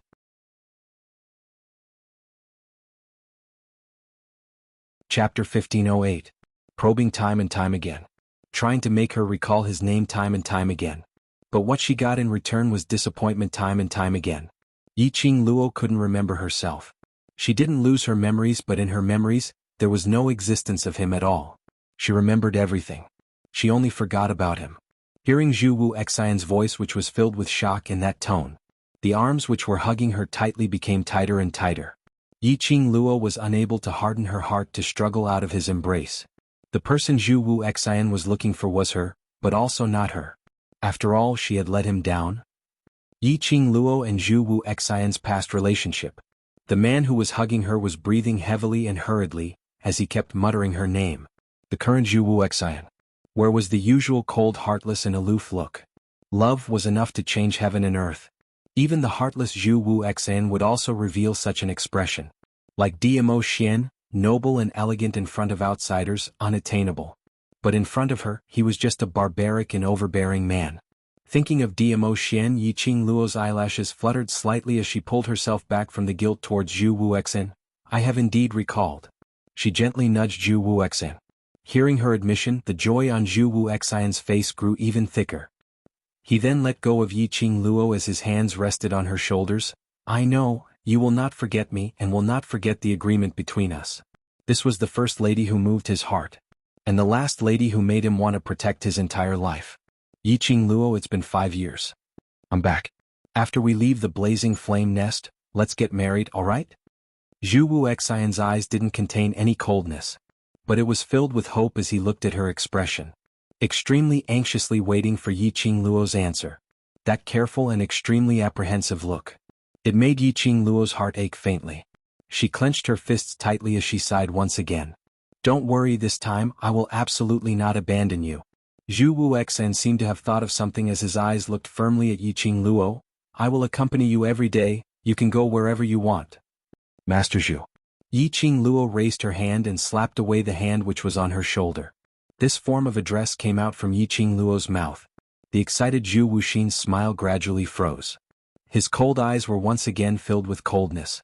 This form of address clearly expressed Yiqing Luo's attitude. His hand slid down from Yiqing Luo's shoulder. His slender body took a few steps back. He staggered a little. He stabilized his footsteps and stared at Yiqing Luo's calm face. Neither of them opened their mouths to break the strange silence. After a while, Zhu Wuxin burst out laughing. That laughter was mixed with an extremely clear pain. Ah, young Master Chu. When you think of me, you still call me young Master Zhu. He smiled, his cold eyes filled with pain. In the past, you always called me little big brother, but now you won't even call me by my name. He's smiling. Her expression was still calm. Only her eyes, which were as calm as still water, were fluttering incessantly, revealing her flustered emotions at this moment. Chapter 1509. It wasn't that she was cold-blooded and heartless. It wasn't that she didn't care about Zhu Wuxian's feelings and forcefully rejected his feelings towards her. But feelings shouldn't be dragged around in the first place. She gave Zhu Wuxian hope. That was the real cruelty towards Zhu Wuxian. Just one sentence and you want to erase everything that happened between us? Zhu Wuxian gave a low laugh as his pair of cold eyes started to turn red. The veins on his handsome face started to pop out. He was restraining his own emotions, restraining his urge to kill someone. Then young Master Zhu, what do you want? Yiqing Luo asked calmly. Following that she continued, I don't know why the memory of you when I was 10 years old has been completely forgotten. But forget is forget. Perhaps this is the predestined ending between you and me. What do I want? Chu Wuxian suddenly raised his voice as he howled in a low voice. You're asking me what I want? Don't tell me you're not clear about what I want. Don't you understand? His arms once again locked onto Yiqing Luo's shoulders. It's easy for you to say it, forget it and forget it? Just one sentence and you're trying to get rid of me who has been thinking about you for 5 years? Yiqing Luo had nothing to reply to his question. She wasn't the Yiqing Luo when she was 10 years old. They had also never personally experienced the beautiful memories that Chu Wuxin had shared with them. She couldn't possibly recall the memories with Chu Wuxian. So she abandoned Diamo Xian and chose Zhu Wuxian instead. The person she liked was only Diamo Xian. You want to abide by the agreement 5 years ago to marry me. She looked into his eyes as she calmly told him what he was thinking about. Yiqing Luo was so calm that even she herself found it scary. I'm not using a sentence of forget to get rid of you, but the relationship between us is only fixed at 5 years ago, on that night when you left. Yiqing Luo spoke seriously. Young Master Zhu, before I had that memory the person I loved was Diamo Xian. Even though I've regained that memory, it won't change my love for Diamo Xian. For all eternity I will only follow Diamo Xian. Do you understand what I mean? He understood. How could he possibly not understand? Generation after generation, it also foretold that every day and every moment in her future belonged to Diamo Xian. Even in her next life she would still choose Diamo Xian.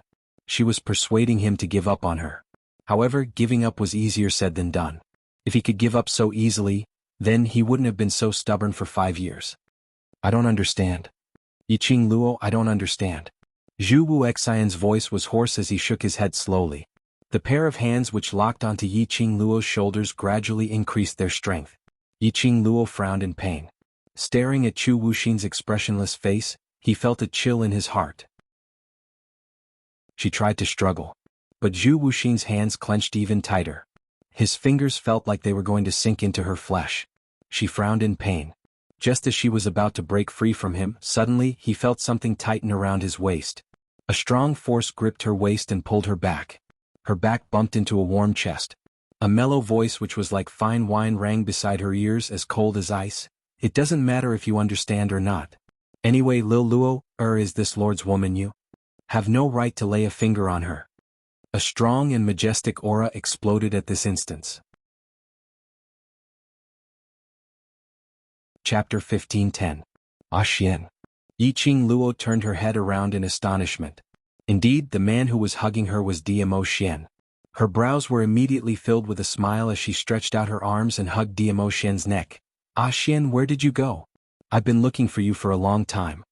He hugged Yiqing Luo's waist tightly as he pressed her petite body against his chest without any gap. The boiling temperature, through her clothes, was still scorching her petite body. At the other side of the foundation ground. Diamo Xian explained concisely. Following that, he raised her hand and his slender long fingers brushed past the profound phoenix ring on her fingertip. Silly, the profound phoenix ring and profound dragon ring can sense each other's presence. Just follow the profound phoenix ring's sense and you'll be able to find me? Saying that, half dotingly and half helplessly pinched her forehead. Yiqing Luo's face instantly surfaced a bashful look as she stared at him resentfully. You're the silly one. You didn't tell me that the profound phoenix ring and profound dragon ring can sense each other's presence. Yes. If I'm silly then you're also a silly wife. Diamo Xian replied to Yiqing Luo's words dotingly. In return, Yiqing Luo rolled her eyes and pushed him away resentfully. Zhu Wuxian, who was by the side. His icy cold gaze was fixed on the two of them who were fooling around. His eyes darkened bit by bit. That big and small hand stacked together, the same patterned ring on their fingers. It pierced his eyes. By his ears, he could still hear their mutual understanding. Anyone could tell that these two were extremely in love with each other. What made his heart ache the most was... It was the moment when Yiqing Luo saw Diamo Xian.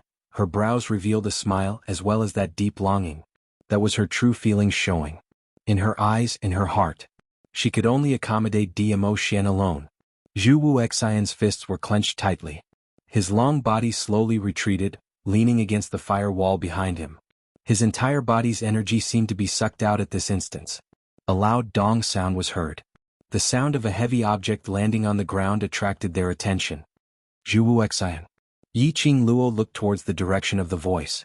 Zhu Wuxian leaned against the wall and sat on the ground. He spread his knees and rested his arms on his knees. His head was bowed, his inky hair falling over his face, hiding the expression on his face.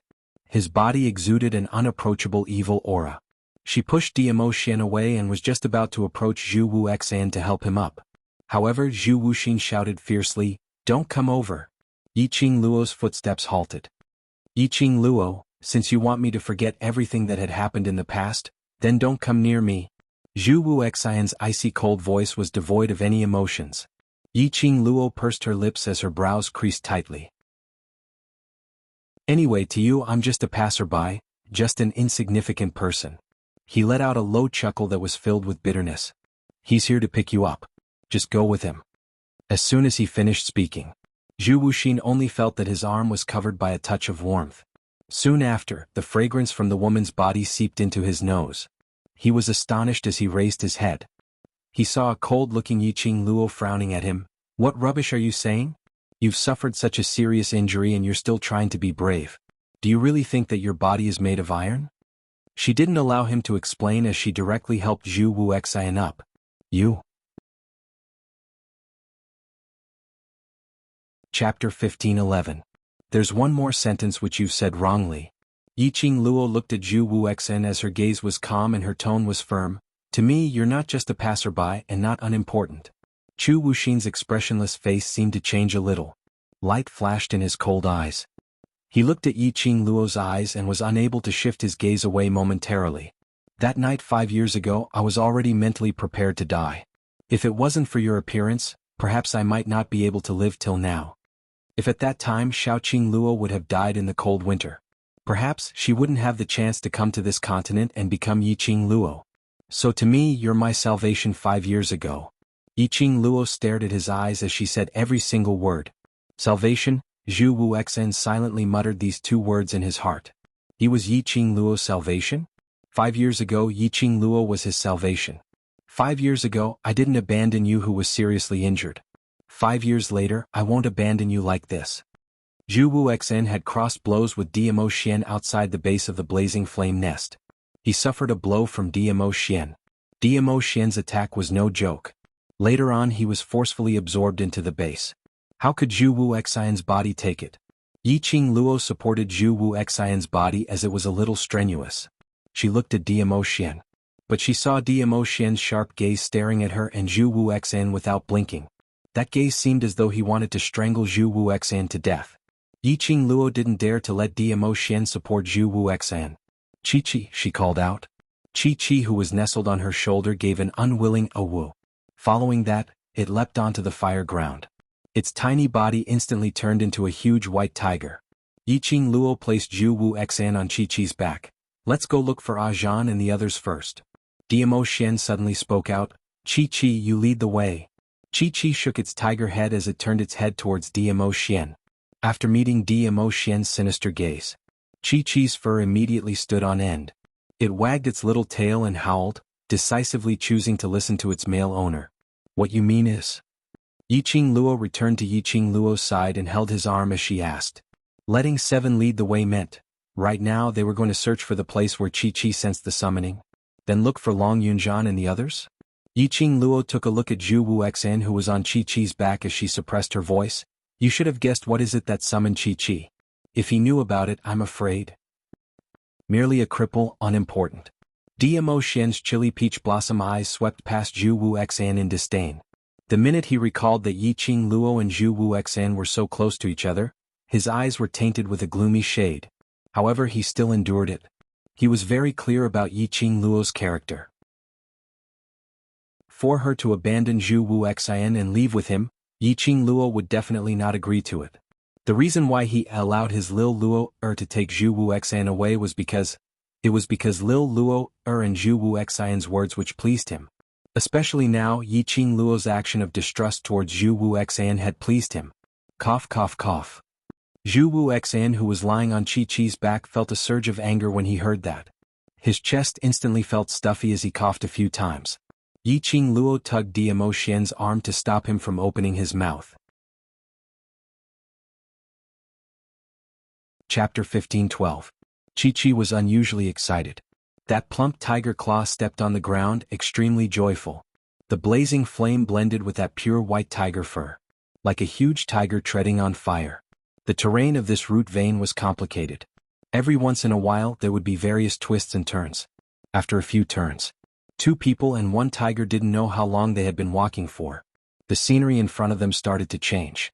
Their field of vision gradually widened. It was indeed extremely wide. Looking at it, it was an endless stretch of land. It was a sky full of flames. The coquettish flames burned wantonly. The red magma kept rolling and boiling. There was no path for them to pass through. This lava was different from the flame path which they were stepping on. This was a sea of fire. The moment they got closer, they could feel the scorching heat as though it was going to burn them into ashes. Yiqing Luo stood at the edge of this endless sea of fire. Her fingers moved slightly and a silver coin appeared in her palm. She threw the silver coin into the sea of fire. That silver coin had yet to land. Under the scorching heat of the sea of fire, it was burnt into nothingness. Yiqing Luo retracted her hand and exchanged glances with Dimo Xian. "Ah Xian, do you know what this place is?" Dimo Xian looked at the sea of fire. His peach blossom eyes, under the reflection of the fire, shone with a seductive brilliance. After some time he opened his mouth. This should be the heart vein of the base of the fire nest. Heart vein? Yiqing Luo frowned in puzzlement. It's equivalent to a human's heart. Dimo Xian's gaze swept past Yiqing Luo's chest. That gaze made Yiqing Luo instinctively clutch her chest. Following that, her face blushed slightly as she looked away. Speak if you want. Why did that woman stare at her chest for no reason? Yiqing Luo restrained the wild thoughts in her mind, restraining herself from being overwhelmed by the male hormones that were released from Dimo Xian's body. Chi-Chi. Dimo Xian seemed as though he didn't notice the little awkwardness in Yiqing Luo's heart as he turned to look at Chi-Chi. Chi-Chi was staring straight at the sea of fire, not noticing Dimo Xian's words. Its ears were perked up as if it was listening to something carefully. A pair of huge tiger eyes that were dyed red by flames looked extremely serious. Instantly, Yiqing Luo couldn't care less about her little awkwardness as she stared at Chi-Chi's tiger eyes. "Chi-Chi, what did you hear?" Chi-Chi heard it. The voice calling for Chi-Chi. When Chi-Chi heard her master's voice, she immediately turned her head excitedly. It's right in front. It's coming from the front. It didn't know why it was so excited. He only knew that when he heard the voice summoning him, this feeling arose in his heart. It wanted to find what was calling it. It wanted to clearly hear the voice that was summoning it and what exactly was being said to it. Right in front? Summoning Chi-Chi. Right here in the heart vein? However, anyone who got close to the sea of fire would be burned to ashes. There was no way for them to cross. However, the doubts in Yiqing Luo's heart had yet to be digested. Chi-Chi swept her tail and rolled up Zhu Wuxin, who was on her back, and placed him on the ground. Then he moved his limbs. The huge tiger body charged towards that sea of fire. Chi-Chi. Yiqing Luo cried out in panic as she took quick steps forward. Chi-Chi, come back. Chapter 15:13. A drop of lava hit Yiqing Luo's trousers. Her trousers instantly melted into a hole. It even brought along a scorching heat. Yiqing Luo took a step back. Her eyes looked towards Chi-Chi's direction without blinking. Seeing Chi-Chi's entire body had completely submerged into the sea of fire. The enchanting flame instantly enveloped Chi-Chi completely. The boiling lava was also howling in anger. Yiqing Luo's pupils instantly enlarged. How could she care about the lava beneath her feet, as she raised her leg and chased after Chi-Chi?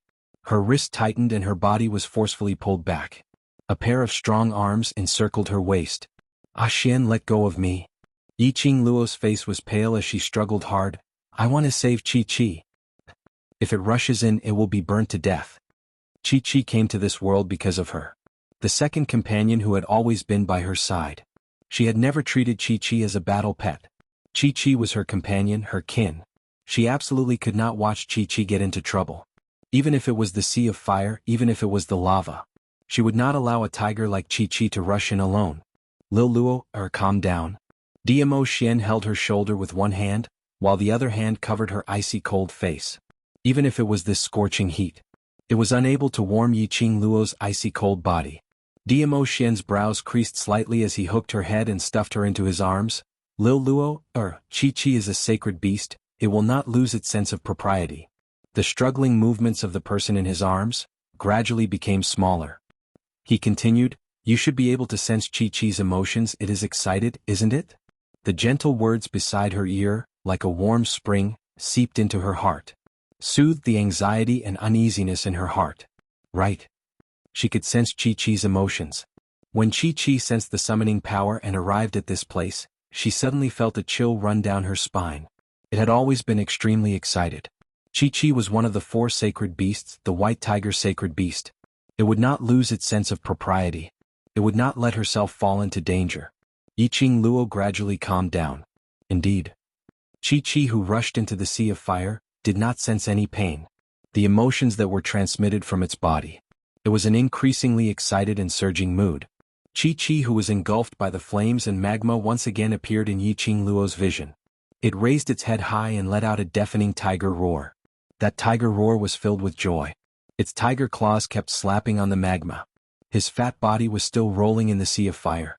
It was like a tiger bathing in the water. But this was all fire. Great sheets of flame. Huge clumps of lava. Chi-Chi was unscathed? She and Mu Chi-Chi did not run into the same sea of fire, right? Could Chi-Chi have fallen into a fake sea of fire? Clang, clang. A few sharp voices suddenly rang out. It was extremely loud and clear. It was as if it had pierced through the sky. What is that sound? A look of astonishment flashed past Yi Qing Luo's eyes as she looked around. The voice seemed to be coming from all directions. It was impossible to tell where the voice came from. Dmo Xian tightened his grip on her slender waist and said calmly, the one you've been waiting for is here. She waited? Yi Qing Luo was stunned. Looking at Dmo Xian's smile, which didn't look like a smile, his eyebrows raised. Yi Qing Luo's eyes lit up as a joyful smile appeared in her eyes. Chapter 15-14. In the vast sea of fire, magma surged. A huge shadow enveloped the entire sea of fire. Then a dazzling light flashed above the sea of fire. As soon as the brilliant light appeared, Yi Qing Luo felt that her vision was attracted by that brilliance. He couldn't shift his gaze away no matter what. Then, it was a huge red bird. No, that's not a giant bird. That was one of the 4 sacred beasts, the vermilion bird. The phoenix feathers on her body were overflowing with light, as if they were plated with a layer of dazzling light. Scarlet red like flames. However, it was even more eye-catching than the flames. From head to toe there was a piercingly cold aura. Flight of the phoenix pair. Cry to the 9 heavens.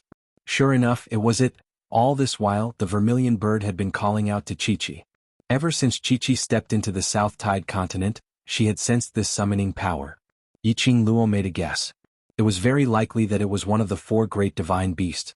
The reason for that was because there was an extremely strong sense of summoning between sacred beasts. The other magical beasts didn't sense it at all. Only Chi-Chi could feel it. Apart from the 4 sacred beasts there was nothing else. Clang clang, the vermilion bird let loose another piercing cry. It flew down from the sky and tangled with Chi-Chi. Chi-Chi jumped around excitedly.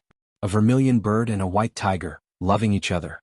South Tide Continent's imperial tutor prophesied that a divine object would descend upon the world in the blazing flame lair.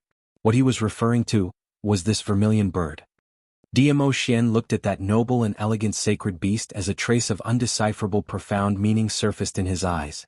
The vermilion bird. Why is it here? Yi Qing Luo's attention was focused on the vermilion bird and didn't notice Dmo Xian's strange behavior. I'm afraid it's also because of... Dmo Xian took a deep look at Yi Qing Luo, his words stopped at his lips. For what?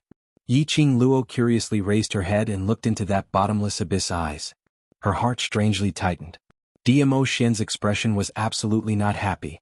On the contrary, there was an extremely subtle trace of anxiety and uneasiness. What is he worrying about? Was he hiding something? Not waiting for Yiqing Luo to ponder, that smear of emotion in Dmo Xian's eyes had already disappeared. His thin lips curved up, and his slender fingers gently stroked her face. He lowered his voice and said in a hoarse voice, "For the sake of the white tiger, I found this place." Chi-Chi? Yiqing Luo frowned. Why did she feel that? Dmo Xian was deliberately hiding something? Did the vermilion bird descend to the South Tide continent for Chi-Chi? The four great divine beasts were the strongest divine beasts of the ancient era. Dmo Xian rubbed her head as he explained, "For sacred beasts have been living together since young and have already been together for over 10,000 years. If it wasn't for an accident 10,000 years ago, the four divine beasts wouldn't have been separated. It would appear that those four divine beasts are searching for one another." Yiqing Luo nodded thoughtfully. Then Shaoqian shifted his gaze to the Sea of Fire, where the two holy beasts were still entangled and crying at each other. The four beasts searched for one another. In other words, apart from the vermilion bird holy beast, even the azure dragon and black tortoise would come looking for him? Chapter 15:15. Indeed, if vermilion bird was here for Chi-Chi, it would definitely not be separated from Chi-Chi. And she was Chi-Chi's master. Chi-Chi would definitely follow her. If vermilion bird didn't want to be separated from Chi-Chi, it would definitely stay by her side. This was equivalent to forming a contract with vermilion bird. Just at this moment, Chi-Chi, who was in the Sea of Fire, seemed to recall that its master was still standing beside the Sea of Fire. It let out a low howl, and immediately jumped out of the Sea of Fire and returned to Yiqing Luo's side. "Master, master, it's really it. It's really vermilion bird." Chi-Chi's voice was extremely crisp. Looking at Chi-Chi's joyful eyes, Yiqing Luo's face revealed a smile as she raised her hand and gently stroked Chi-Chi's head. "Congratulations, Chi-Chi." Chi-Chi's head rubbed against her palm. Clang clang. Vermilion bird suddenly flew over and that arrogant head slowly moved closer to Yiqing Luo. Chi-Chi raised its head and let out a few excited howls. It seemed to be communicating with vermilion bird. Yiqing Luo could clearly feel it. Vermilion bird's red eyes swept past her faintly. That gaze. It really wasn't friendly. Yiqing Luo was a little surprised. She hadn't done anything to vermilion bird, right? It seemed to be the first time she met vermilion bird. Why did it feel like vermilion bird didn't seem to like her? Howl howl. Chi-Chi's voice became louder as it used its head to knock vermilion bird's body, as if it was saying something angrily. Vermilion bird let out a low cry and immediately went silent. A bird and a tiger looked at each other. The atmosphere seemed a little inexplicably strange. Cough cough. Yiqing Luo coughed lightly and interrupted the two sacred beasts who were originally intimate but now created a cold atmosphere. "Chi-Chi, after all, we are old friends who haven't seen each other for a long time. Don't quarrel." Chi-Chi is not quarreling with it. Chi-Chi snorted. The huge tiger body immediately transformed into a palm-sized cat and jumped onto Yiqing Luo's shoulder. "Chi-Chi is telling it that you are Chi-Chi's master." Yiqing Luo stroked its fur and raised her head to smile at vermilion bird. Vermilion bird arrogantly turned her head away. It spread its flame-like wings and let out a clear cry.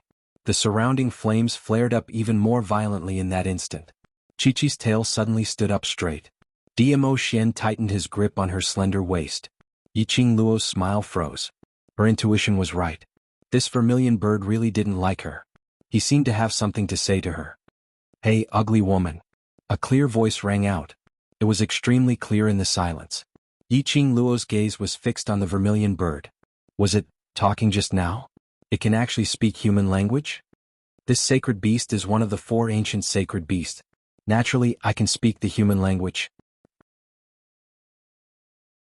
Vermilion bird proudly snorted. "You don't even know this kind of common sense. Why did Little White choose you as his master?"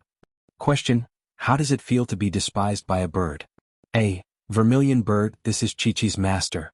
If you dare to offend Chi-Chi's master again, Chi-Chi will ignore you. Chi-Chi glared at Vermilion bird. Vermilion bird turned its head in displeasure and stared at Yiqing Luo with its red eyes for a long time. That eyes were as red as fresh blood. Red without any impurities. With just a glance, one would feel as if they had fallen into a pool of blood. Yiqing Luo frowned slightly and reached out to stroke Chi-Chi's head. indicating it not to be agitated. Chapter 15:16. Vermilion Bird turned its head and squinted its scarlet eyes. It looked at Yiqing Luo with a questioning gaze. After a while, a disdainful snort came out of its nose. Vermilion Bird, you.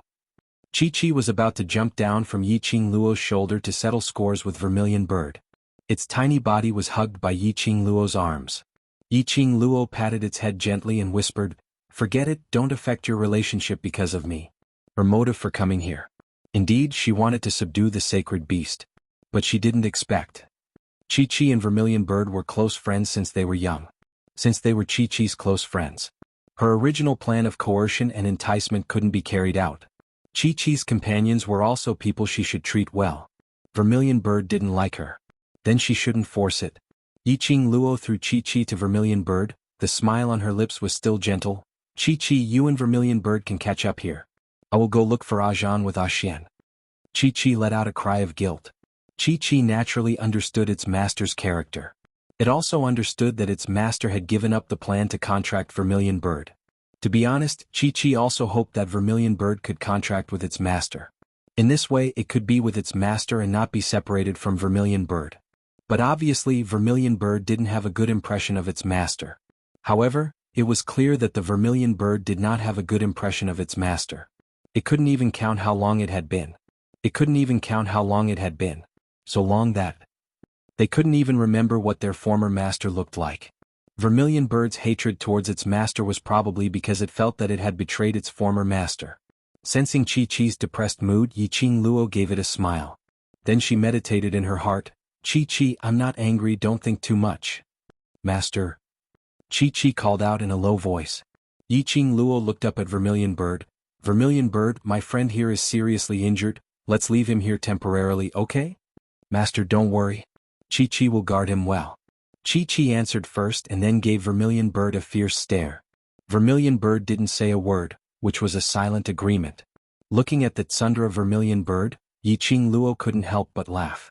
After arranging a place for Zhu Wuxin, he fed him some medicinal pills to treat internal injuries. Yiqing Luo and Dmo Xian then held hands as they left the heart vein. With Chi-Chi around, Yiqing Luo wasn't worried that Vermilion Bird would hurt Zhu Wuxin. Moreover, she could feel it. Although Vermilion Bird looked very arrogant on the surface. In reality he was just a person with a sharp tongue but a soft heart. Otherwise, with Chi-Chi's silly and adorable personality, how could she be so close to the Vermilion Bird? Birds of a feather flocked together. Chi-Chi's best friend was definitely not some cold-hearted beast. Not far away from the heart vein. Dmo Xian glanced sideways at the silent Yiqing Luo as he laughed lightly. "No regrets?" Yiqing Luo was stunned for a moment before she reacted and shook her head. "No." Dmo Xian raised his brows. "That's one of the 4 great sacred beasts, the Vermilion Bird sacred beast. If you were to sign a contract with it, it would be of great help to you." "I know." Yiqing Luo nodded her head as her hands circled around his arm, leaning her head on his arm. "But as compared to help, I'm more concerned about Chi-Chi's feelings. So what if she used all kinds of means to make Vermilion Bird sign a contract with her? If because of this, it caused Chi-Chi and Vermilion Bird's relationship to become estranged." Chapter 15:17. You.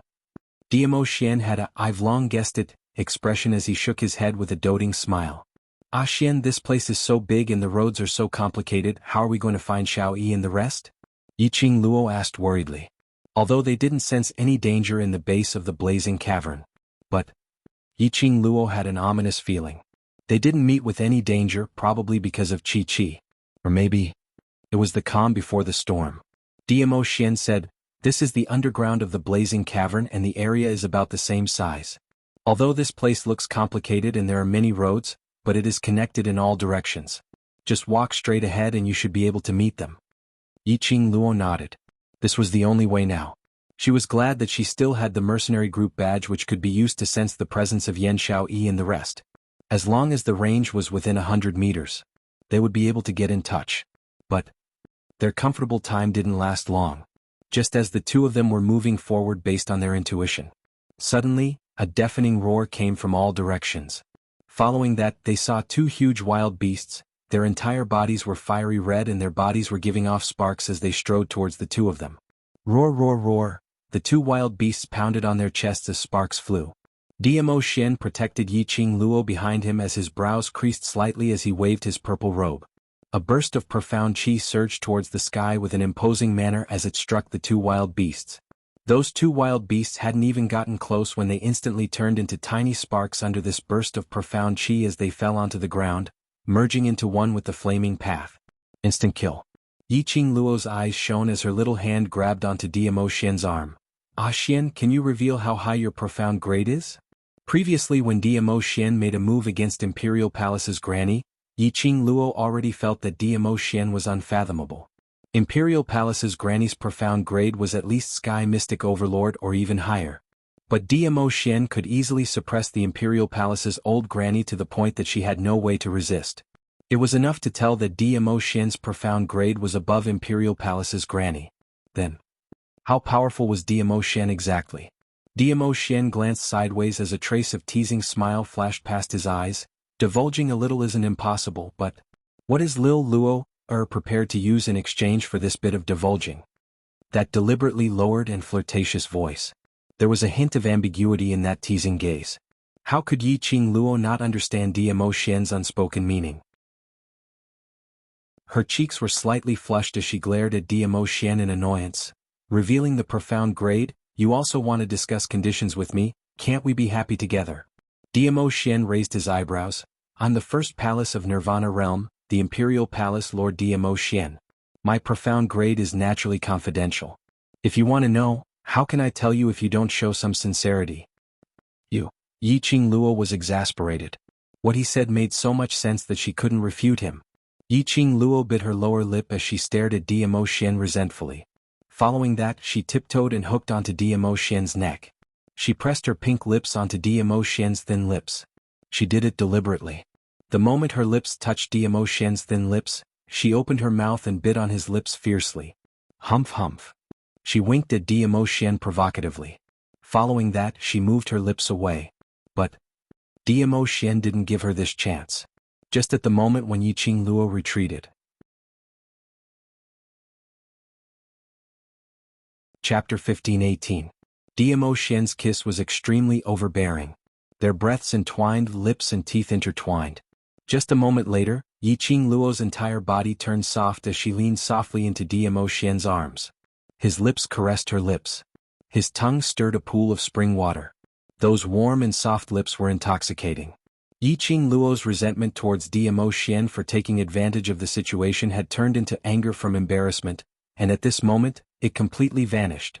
This kiss almost made Yiqing Luo suffocated before Dmo Xian released her. Yiqing Luo's mind was in a daze. Ah Xian. Don't be like this. Originally he just wanted to take the opportunity to bite him. He didn't expect to be swallowed by him instead.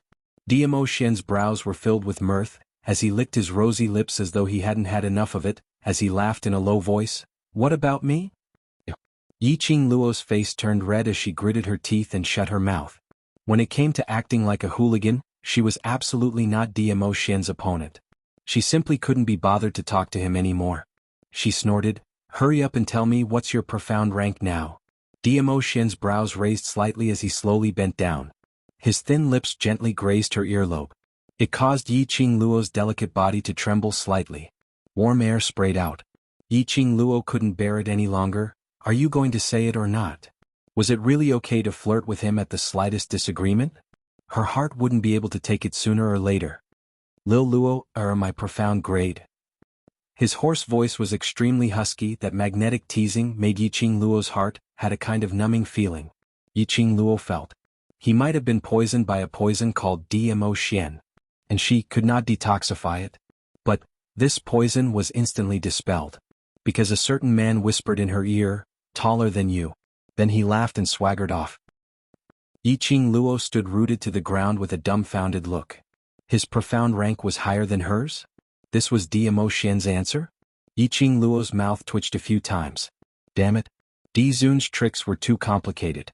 She strongly requested to get rid of Dizun. Wasn't it obvious? Could her profound grade surpass Dmo Xian? Damn Dmo Xian, how dare he tease her? Do you still want to live happily? Yiqing Luo expressed that she would make Dmo Xian kneel at the door every day and not allow him to get on the bed. Roar roar roar. Just as Yiqing Luo was preparing to activate her cold force, suddenly the entire space reverberated with that horrifying howl of a wild beast. Then, on the walls of fire that covered the entire sky, there were many people. One by one, burning wild beasts emerged from the ground. Dmo Xian, who was walking in front, immediately returned to Yiqing Luo's side as he stretched out his hand to encircle her in his embrace. Ah Xian, what is this? Yiqing Luo stared at the surroundings. There were at least 10 over wild beasts, approaching them step by step. Her brows furrowed into a frown. This is a flame beast. Dmo Xian's expression was calm as he looked at the wild beasts surrounding them as he explained, "These are the guardian spiritual beasts of the blazing flame nest. They kill those intruders who trespass into the base of the blazing flame nest." As he spoke, the flaming beast was already charging towards him. A flaming sword emerged from the flaming beast's body. Yiqing Luo felt a huge breath coming towards her.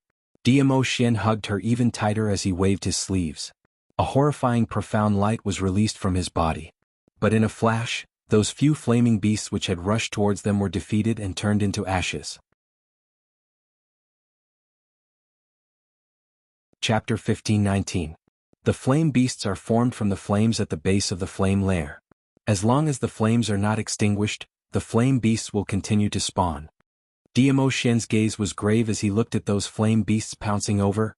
"Let's rush over first before we talk. As long as the fire is not extinguished, it will continue to grow?" In other words, if the flames in the foundation were not extinguished, would the flaming beasts continue to emerge and attack them? If this went on, no matter how strong Dmo Xian was, the profound energy of the profound jade heart would eventually be exhausted. Along the way we haven't met any flame beasts. Why did these flame beasts suddenly appear? Yiqing Luo looked at Dmo Xian in puzzlement.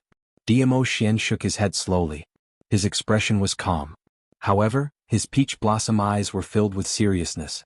The flame beast's sudden attack was indeed a little sudden. "Ah Xian, let's go first, there are more and more flame beasts." Yiqing Luo also felt strange. But now was not the time to think about other things. The surrounding flaming beasts came one after another. There were more than 20 of them. If they didn't leave now, even if the flaming beasts didn't attack them, they would be burned to death by the flames on their bodies. Yiqing Luo flipped her palm and the glower flame fan appeared on her fingertips. Dmo Xian took a look at her but did not stop her actions. "Follow me closely." Amen. Yiqing Luo gave him a smile. In times of danger she could not always rely on Dmo Xian. She had said it before, she didn't want to hide behind Dmo Xian. What she wanted was to be on par with Dmo Xian. The two of them looked at each other. At the same time his figure swayed. He charged into the flaming beasts. The glower flame fan in Yiqing Luo's hand opened up, the profound chi condensed, turned into a bewitching red glow, rolled up a wind blade and directly chopped towards the flame beast. The flame beast's skills were all related to fire. Furthermore, it was extremely cumbersome. When Yiqing Luo's wind blades landed on the flame beast's body, that flame beast didn't have any intention to evade as it continued to move forward. It raised its arm high and smashed it down towards Yiqing Luo's head. As he waved his arm, the flames on the flaming beast's arm became like a flaming sword.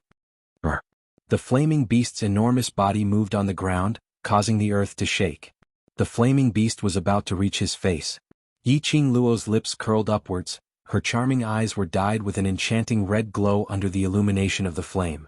It further complemented her peerlessly beautiful face, which was charming and enchanting. She spun the devouring flame fan in her palm, and soon after, the devouring flame fan transformed into a red tornado that flew towards the flaming beast. The devouring flame fan was like a spiral. As it spun, a dazzling light flowed through it. The red light was even more dazzling under the light of the flames. The glowing flame fan brushed past the flaming beast's body. Following that, it spun in mid-air and returned back to Yiqing Luo's hand. Following that, Yiqing Luo's 5 fingers nimbly flicked. A few silver threads shot out from the glowing flame fan. That flaming beast which was still attacking Yiqing Luo, suddenly split into pieces at this instance. Wherever the silver threads passed, a row of flaming beasts would be torn to pieces. Seeing Yiqing Luo fighting so excitedly, Dmo Xian did not attack again. Just following behind her, staring at Yiqing Luo's actions, constantly paying attention to whether she would get hurt. The two of them, one at the front and one at the back, charged forward. Very soon they met Long Yunjian and the rest who were also killing the flaming beast. Gui Wu and Zhou Mo were by the side. Sister. Kitty Li was the first to smell Yiqing Luo's scent, as she joyfully struggled out from Zhou Mo's arms. Chapter 15:20. Long Yunjian's action of killing the flame beast paused as he turned his head over. This one look gave the flame beast an opportunity. Its flaming claws fiercely struck towards Long Yunjian's head. Ah Zhan, be careful. Yiqing Luo's glower flame fan immediately released a hurricane. But the flame beast's attack had already landed. Just at this moment, class monitor. A panicked cry was heard. Following that, a figure flew past, directly knocking Long Yunjian away. The flame beast's claw landed on that figure's back. Coincidentally, Yiqing Luo's hurricane landed on the flame beast. The flaming beast let out a howl, and suddenly turned into flames, disappearing without a trace. Ziqing. Yiqing Luo released Dmo Xian's arm, as she jogged towards Tong Ziqing's direction. Tong Ziqing laid on the ground. The academy uniform had been burnt, revealing the skin on her back. The originally fair skin was now a patch of burn marks. Yiqing Luo's hand had just touched Tong Ziqing, when she heard Tong Ziqing moaning in pain. Sister Ziqing. Kitty Li also jogged over, looking at the wound on Tong Ziqing's back. Her eyes were filled with heartache tears. Yiqing Luo's slender brows creased slightly. She took a look at the surrounding which were still pouncing over as she spoke in a low voice. Let me give you a simple treatment first. After we leave this place, I'll bandage it properly. Long Yunjian was pushed to one side as his footsteps staggered a little as he stabilized himself. Following that, his vision looked towards Tong Ziqing, whose face was filled with pain as she laid on the ground. His azure blue eyes flickered slightly. It was Tong Ziqing who rushed up without hesitation, helping him to block the flame beast's attack. Such a beautiful lady. But now, it was a patch of charred black. The person who injured Tong Ziqing was him. Because of his absent-mindedness, gave the flame beast an opportunity, which led to Tong Ziqing helping him to block the attack and getting injured. What are you still in a daze for? Yan Xiaoyi looked at Long Yunjian, who was staring at Tong Ziqing in a daze, as Qiao Jin's face surfaced in her mind. Tong Ziqing admired Long Yunjian. This was a secret which the entire class knew. But Long Yunjian never gave Tong Ziqing any sort of response. Seeing that Tong Ziqing was willing to sacrifice her own life for Long Yunjian, Gu Lingji's heart skipped a beat. Strangely, Yan Xiaoyi thought of herself and Qiao Jin. She admired Qiao Jin. But Qiao Jin didn't give her any response. He even pushed her towards Xishang Lan. An indescribable anger rose from the bottom of his heart. Yan Xiaoyi also didn't have a good expression towards Long Yunjian. It's all because you were distracted that caused Ziqing to get injured because of you. Didn't you hear what Qing Luo said? Let's kill these flaming beasts first and leave this place. Long Yunjian snapped out of his daze. His azure eyes blinked. Her long eyelashes were trembling slightly. He looked at Tong Ziqing's pained expression and slowly tightened his grip on the longsword in his hand. He then flew into the midst of the flaming beasts. Dmo Xian's appearance, coupled with Gui Wu and Zhou Mo's actions. In just a short moment, all the flame beasts in the surroundings had been cleaned up. He looked at the blazing flames around him. Yiqing Luo was worried that those flame beasts would continue to spawn. After helping Tong Ziqing to take care of her burns, Yiqing Luo suggested to seek refuge at Vermilion Bird's side. Vermilion Bird was born at the heart meridian of the Foundation land. And it had the might of a sacred beast. These flame beasts shouldn't dare to barge in. After getting everyone's approval, Yiqing Luo bent down and was about to help Tong Ziqing up. Chapter 15:21. Long Yunjian bent down and said calmly, "Let me do it." Following that, he carefully avoided the wound on Tong Ziqing's back and circled her in his arms. A slight movement could also touch Tong Ziqing's skin. Tong Ziqing, who had long fallen into a coma, groaned in pain. Long Yunjian's body stiffened. Staring at Tong Ziqing's tightly knitted brows, the expression on his face turned gloomy. Looking at Long Yunjian's expression, Yiqing Luo quietly retreated back to Dmo Xian's side.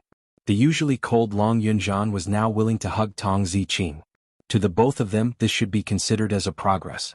It looked like Tong Ziqing blocking for Long Yunjian wasn't as bad as she imagined.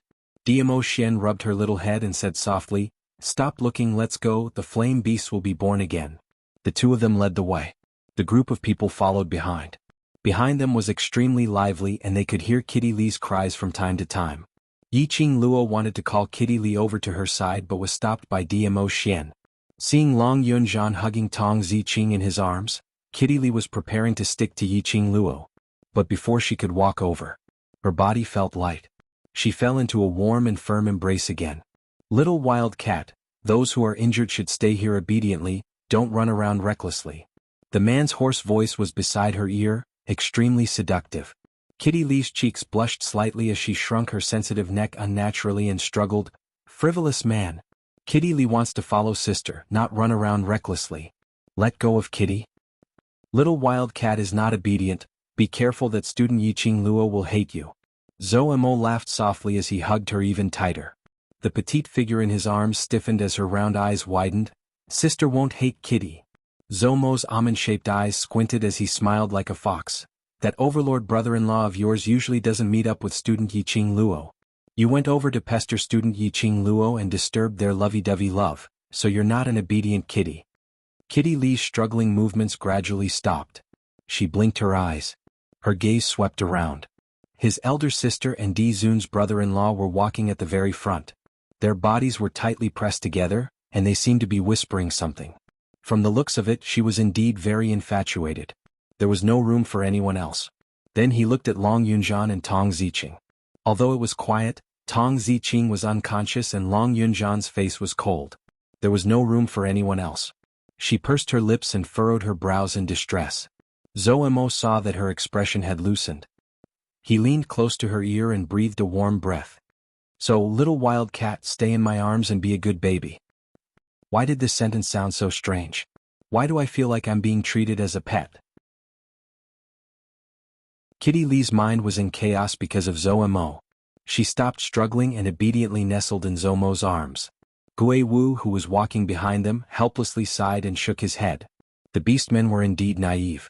With just a few words from Zhou Mo, he obediently obeyed. However, this was the first time he had seen Zhou Mo so concerned about a woman. On their way they met several batches of flame beasts. After killing their way through, they finally reached the heart vein zone.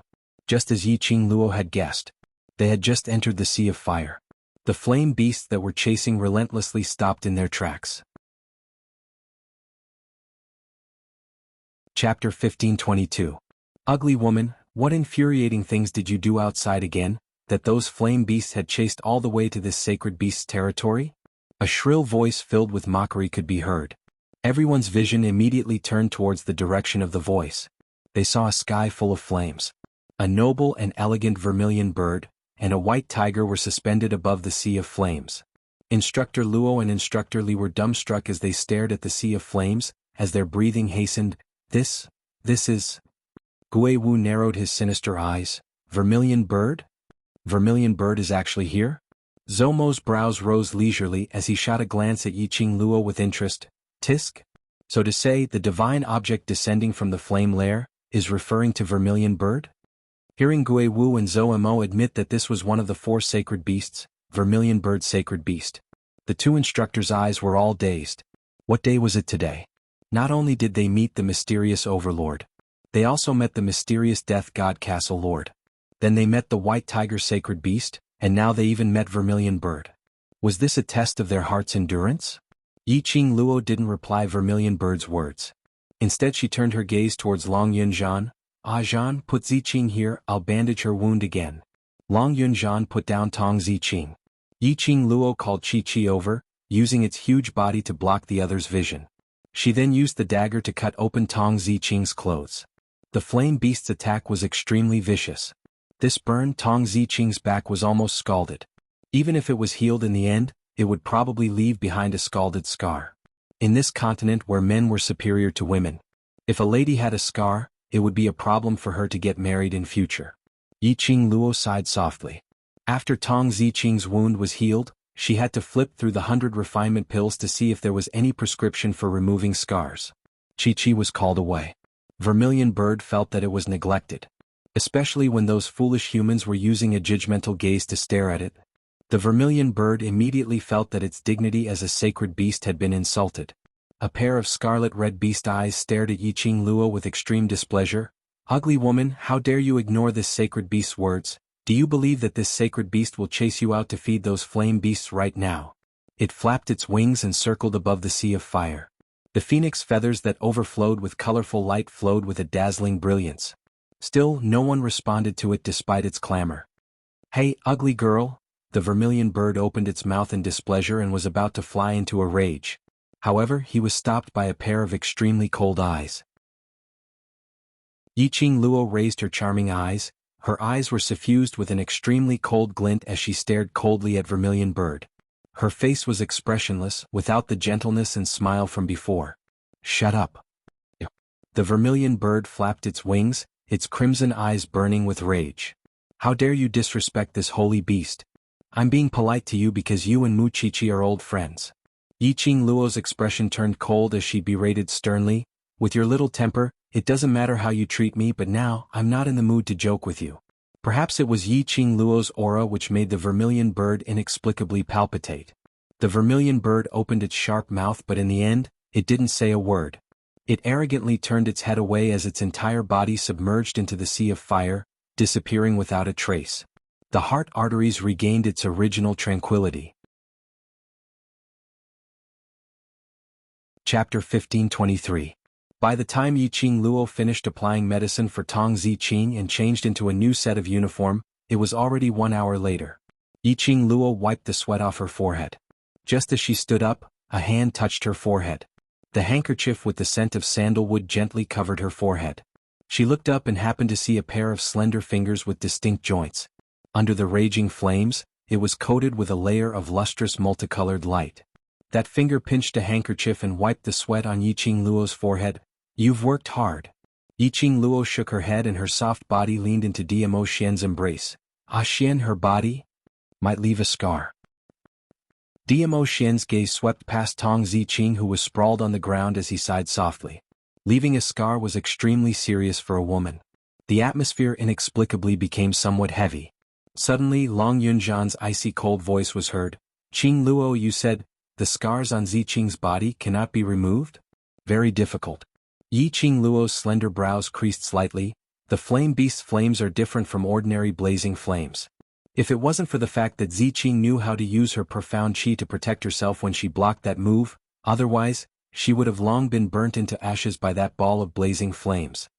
To be honest, the fact that Tong Ziqing was still alive after that attack was unbelievable. It was already a miracle. The medicinal pills and scar-removing ointment that she had on her now were not of much use to Tong Ziqing. Long Yunzhan fell silent. He looked in the direction of Tong Ziqing, his azure blue eyes flashing with a trace of complicated emotions. "I'll think of something when I get back."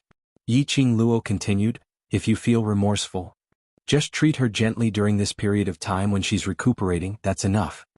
Tong Ziqing had never hoped to obtain Long Yunzhan's love. As for Long Yunzhan, he was a human dragon. The things he carried on his back were too much. If the two of them wanted to be together, there would be many obstacles. The only thing she could do was, even when Tong Ziqing was still in love with Long Yunzhan, create possible opportunities for them. In the end, it was up to them to decide what path they would take. Long Yunzhan looked at Tong Ziqing's direction without blinking and did not reply. Yiqing Luo didn't say anything else. She rested for a moment before walking to the entrance of the heart vein. The flaming beasts outside the entrance had already disappeared. But Yiqing Luo knew. Once they stepped out of the entrance, he would definitely be surrounded by the flaming beasts. Everyone had been found. She had also seen the Vermilion Bird that had summoned Qiqi. Right now, it was time to think of a way to leave this place. "Qiqi." Yiqing Luo patted Qiqi's head. "Did Vermilion Bird say how we should leave this place?" Qiqi shook her head. "The Vermilion Bird's personality? Master has seen it. It can't wait for Qiqi to stay here with it. How would it be willing to tell Qiqi the way to leave this place?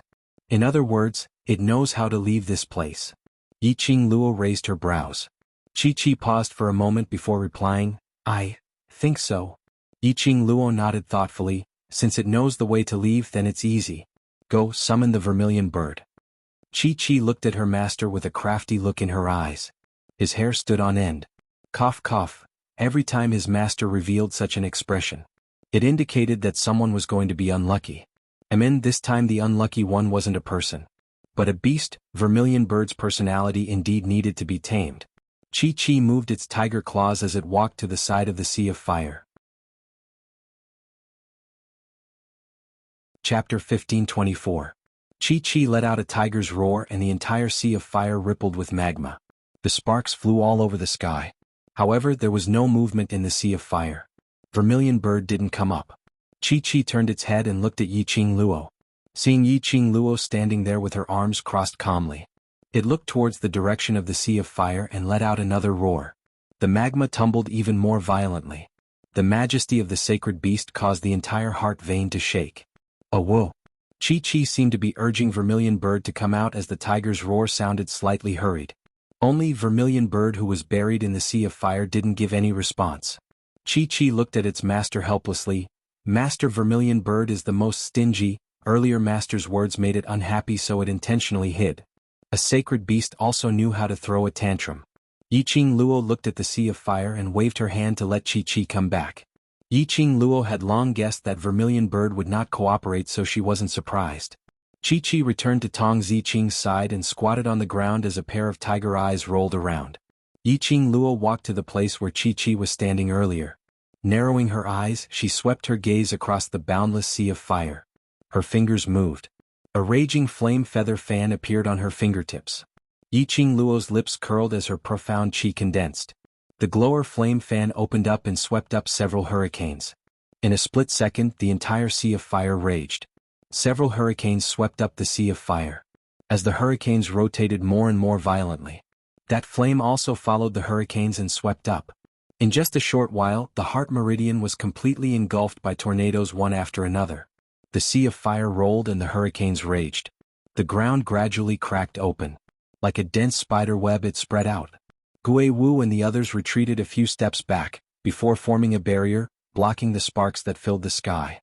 Zhou Mo clicked his tongue as he laughed heartily. Student Yiqing Luo's way of doing things is indeed eye-opening. Only she can think of such a method, and only she dares to do it. That's the Vermilion Bird's sacred beast. What she did if she angered the Vermilion Bird's sacred beast. Instructor Li looked at Yiqing Luo's ferocious actions and his heart was beating extremely quickly. She's trying to provoke the Vermilion Bird. Gui Wu narrowed his eyes as he stared deeply at Yiqing Luo. The corners of his lips actually revealed an extremely shallow smile. Just then, the sky was filled with hurricanes, tornadoes, and fiery winds. A furious and clear cry resounded through the 9 heavens. The sharp and clear cry was frightening. Soon after, a red shadow flapped its wings and flew out of the sea of fire. Surrounded by flames, the phoenix feathers overflowing with light and vibrant colors were exquisite beyond compare. Ugly woman. Vermilion Bird's angry voice rang out, its scarlet red eyes stared fiercely at Yiqing Luo. Yiqing Luo's slender brows rose as her lips curled into a cold smile. Why, you're willing to come out? Don't you want to continue being a coward? The flames in Vermilion Bird's eyes leaped for a moment. Oh whoa! Chi-Chi gave a low cry, warning Vermilion Bird. Clang clang, just as Chi-Chi's low cry sounded, Vermilion Bird flapped its wings and flew. With a swoosh, it turned into a bewitching red glow. It flew straight towards Yiqing Luo's face. Clang clang, clang clang clang clang, the clear cry was extremely sharp. That imposing manner that flew over was like a continuous sea of fire, gushing over. A woo-woo. Chi-Chi's warning cry reverberated in their ears, accompanied by Yen Xiaoyi and the others' panicked cries. Chapter 1525. Bam! A loud sound of collision was heard. Yiqing Luo could clearly feel that Vermilion Bird's huge body had crashed onto her. But she didn't feel the intense pain that she had imagined. On the contrary, an indescribable scorching feeling was burning her body. That scorching feeling was like balls of blazing fire, enveloping her entirely. Numerous airflow was released from the bottom of her feet, lingering into one after another whirlpool. Ah! Yiqing Luo let out a painful moan. There seemed to be something in her body, colliding against her limbs and bones. Her meridians were also expanding at this moment. She shut her eyes tightly. The scorching feeling and swelling feeling in her body had already made her consciousness become muddled. Yiqing Luo didn't know that the few people who were standing by the side, who were originally extremely worried, were now looking at her with disbelief and shock. They saw with their own eyes that vermilion bird which was burning in flames, charging towards Yi Qing Luo. Just as Yi Qing Luo was about to counterattack, vermilion bird had already crashed onto Yi Qing Luo. Following that, they saw that huge, noble and elegant vermilion bird, merging with Yi Qing Luo in a split second. It could totally be considered as directly merging with Yi Qing Luo as one. Following that, Yi Qing Luo's body gradually floated above the sea of flames. A ball of flames enveloped her entirely. Strong, profound qi turned into bursts of energy, encircling the surroundings of the flames, revolving non-stop. This was obviously the rhythm of advancement. Dmo Xian's footsteps, which had already taken a step forward, stopped on the spot.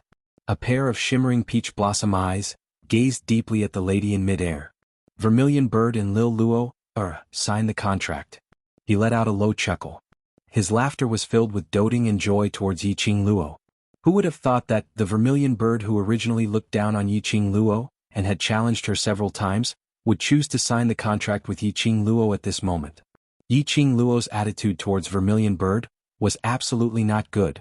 How could a tsundere like vermilion bird make such a choice? Almost everyone present felt that vermilion bird was about to attack Yi Qing Luo. They had not expected vermilion bird to sign the contract with Yi Qing Luo. Vermilion bird was one of the 4 sacred beasts. Sign a contract with vermilion bird. The vermilion bird's power fused with Yi Qing Luo's profound jade heart's power. From then on, it caused the energy within Yi Qing Luo's body to keep on increasing explosively, attaining the opportunity to advance. Rumble. An earth-shattering thunderous sound fell into everyone's ears clearly. The entire land of the roots started to shake under this shocking thunder. The stones with sparks on the rock wall also fell down piece by piece. Instructor Luo and Instructor Li looked at each other. He could no longer suppress his excitement. Lightning tribulation. This is a lightning tribulation. Someone is about to advance to the profound sky realm. Heavens? Sky Mystic Supreme? Is it student Yi Qing Luo? In the Nirvana realm, practitioners above the profound sky realm had already stepped into the ranks of world-shaking experts. However, if a profound practitioner wanted to advance to the sky profound realm, he would have to go through the lightning tribulation.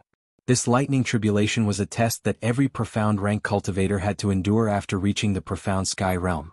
Once he passed the lightning tribulation, he would be able to successfully advance. Instructor Li and Instructor Luo couldn't hide their shock.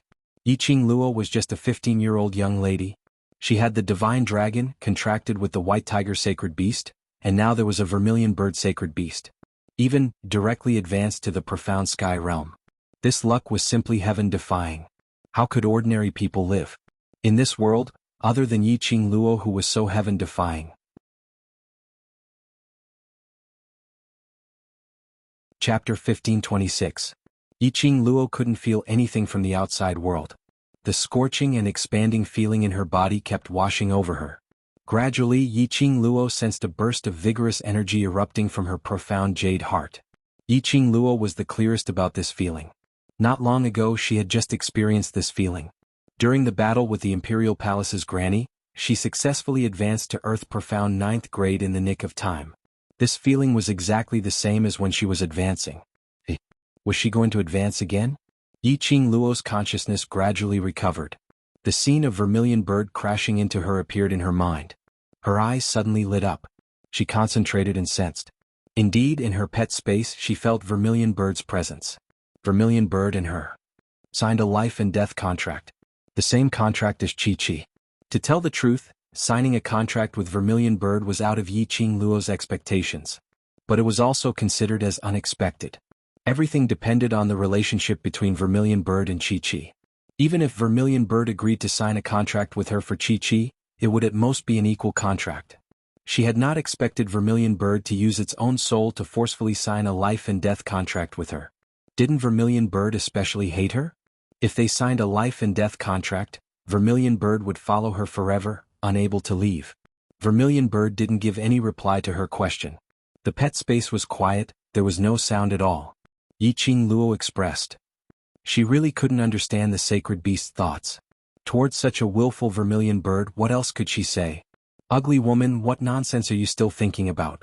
If you fail to advance, this sacred beast shall see how you advance in future. Vermilion bird's shrill voice was filled with disdain. As though it despised Yi Qing Luo for thinking about all sorts of things at this critical juncture, not absorbing the surrounding spiritual qi to coordinate with her advancement. Yi Qing Luo stabilized her state of mind.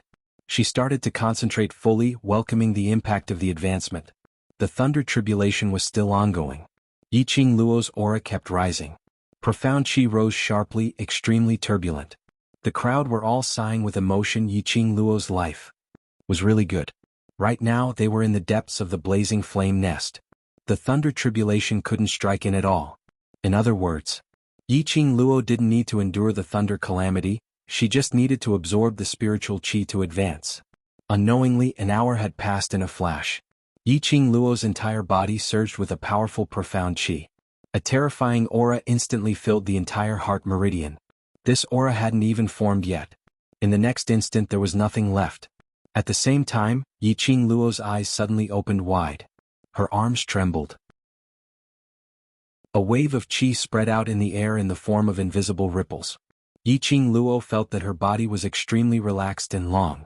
It was as if there was an endless stream of spiritual energy spreading through his meridians. Even his breathing became much smoother and more relaxed. This time round of advancement, Yi Qing Luo wasn't like before, jumping a few grades.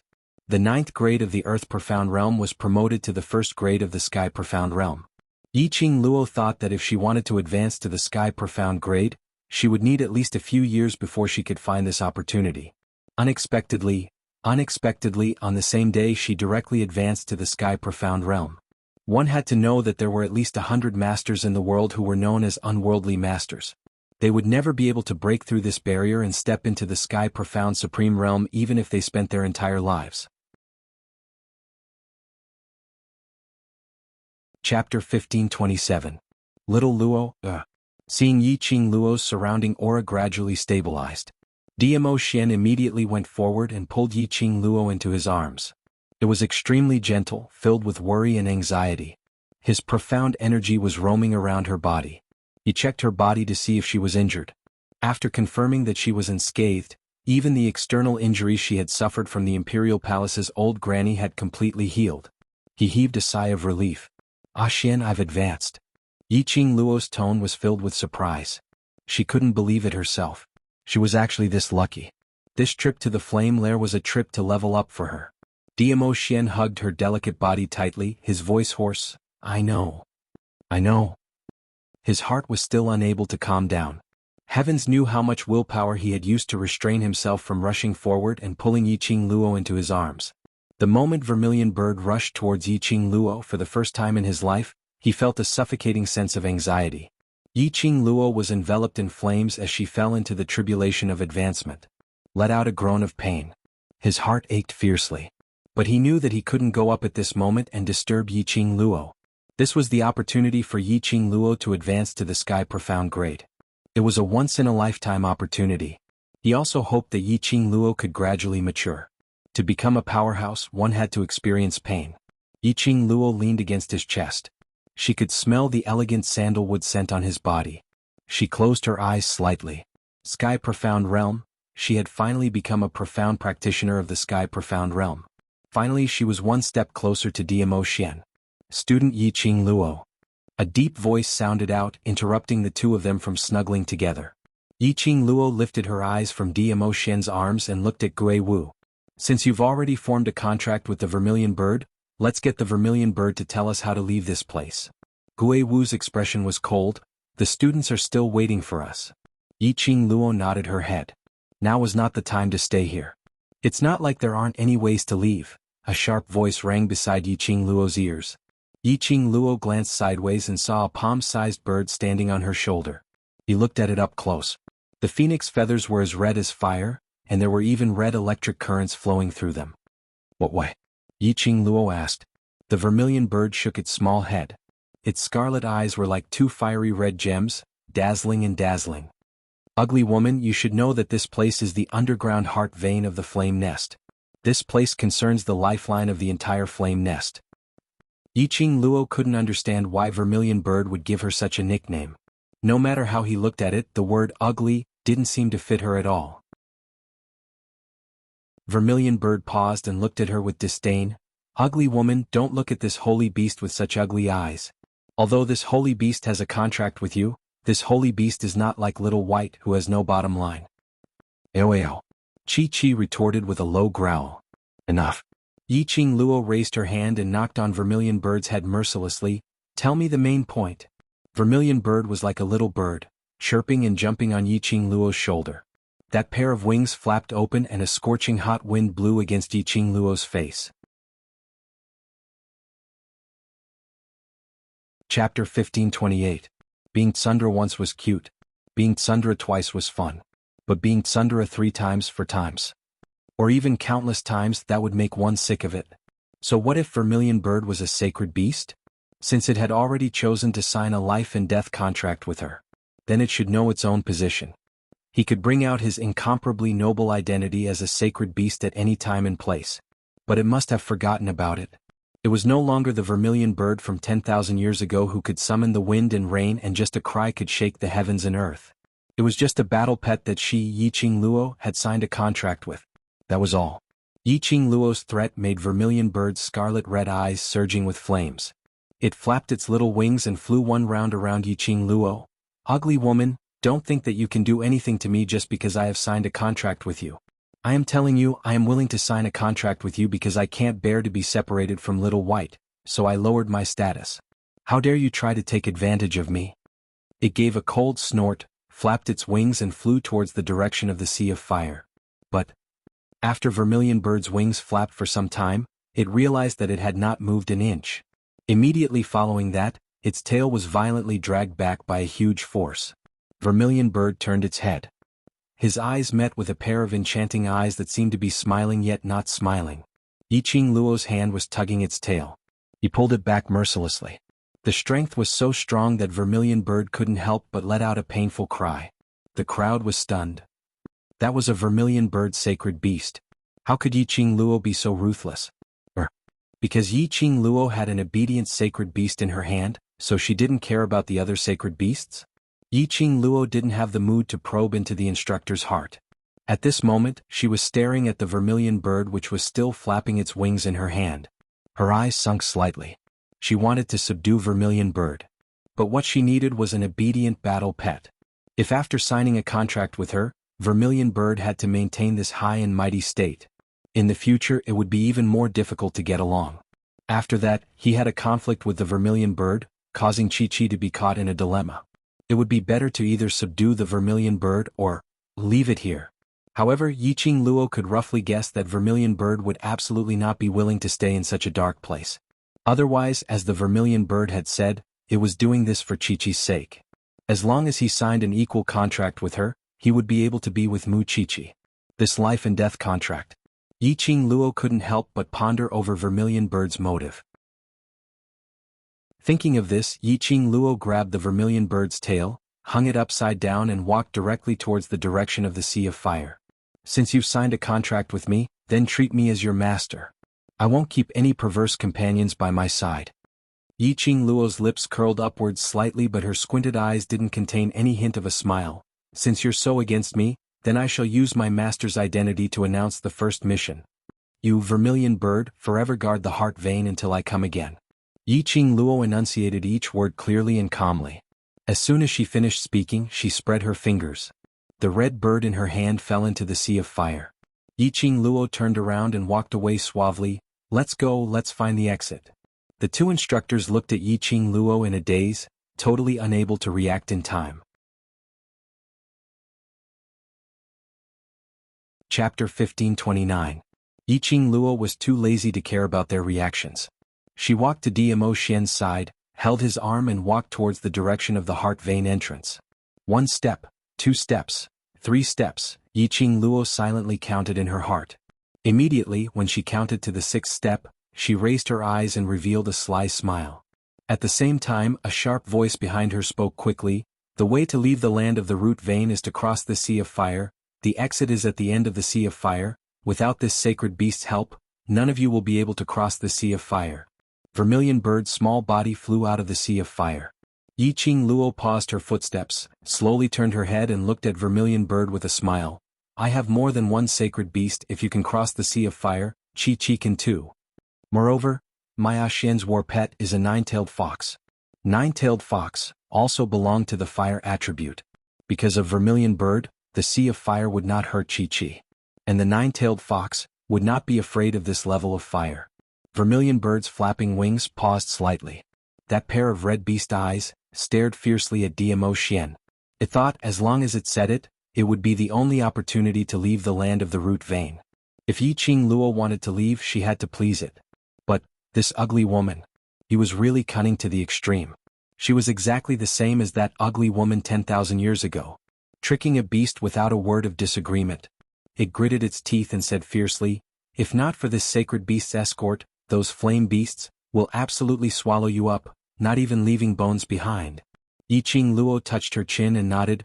"What you said is very reasonable. All right, I will reluctantly let you escort." Vermilion bird only felt that there was an unknown flame burning fiercely in its heart. Damn it, Yi Qing Luo deliberately waited for it to say this. Damn it. Could it regret?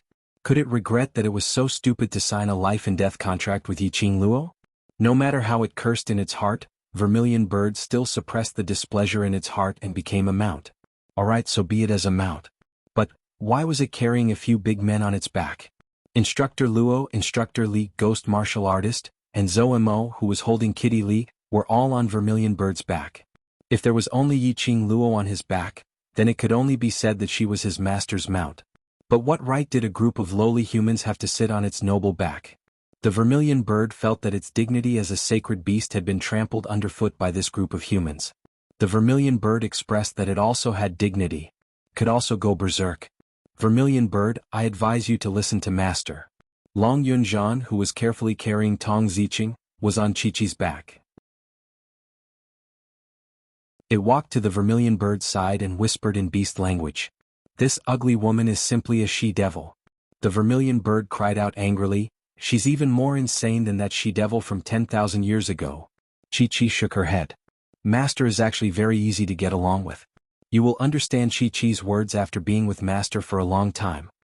The Vermilion bird snorted, "I think I might never be able to understand." Chi-Chi didn't continue persuading it but only reminded, "If you want to stay by Master's side, you'd better listen to Master, otherwise Chi-Chi can guarantee that your days will be even more miserable than today." This is advice from you who had been ravaged by the she-devil. The Vermilion bird's red eyes were filled with disdain. Chapter 1530. The Vermilion bird expressed, "Can you still have some backbone as a holy beast?" Whether Vermilion bird was willing or not. In the end, the Vermilion bird still carried the few men on her back and rushed above the sea of fire. Chi-Chi carried Long Yunzhan and Tong Ziqing on her back, as well as the unconscious Zhu Wuxin. Yi Qing Luo and Diamo Xian sat on Little Nine's back as they followed behind. The Saint Beast was extremely fast. In a short moment, the three beasts had already crossed a large sea of fire. As far as the eye could see. In all directions was a sea of fire that stretched as far as the eye could see. "Vermilion bird, let me give you a name." Yi Qing Luo sat cross-legged on the back of the nine-tailed fox and stared at the figure of the Vermilion bird. "I can't call you Vermilion bird in front of outsiders." "What's wrong with Vermilion bird? Those stupid humans have to kneel and beg for mercy when they hear my name." The Vermilion bird snorted. It didn't think there was anything wrong with its name. Yi Qing Luo directly ignored Vermilion bird's words and held her chin. "Ah Xian, Chi-Chi is called Chi-Chi, what do you think?" "It is called Baba, what do you think?"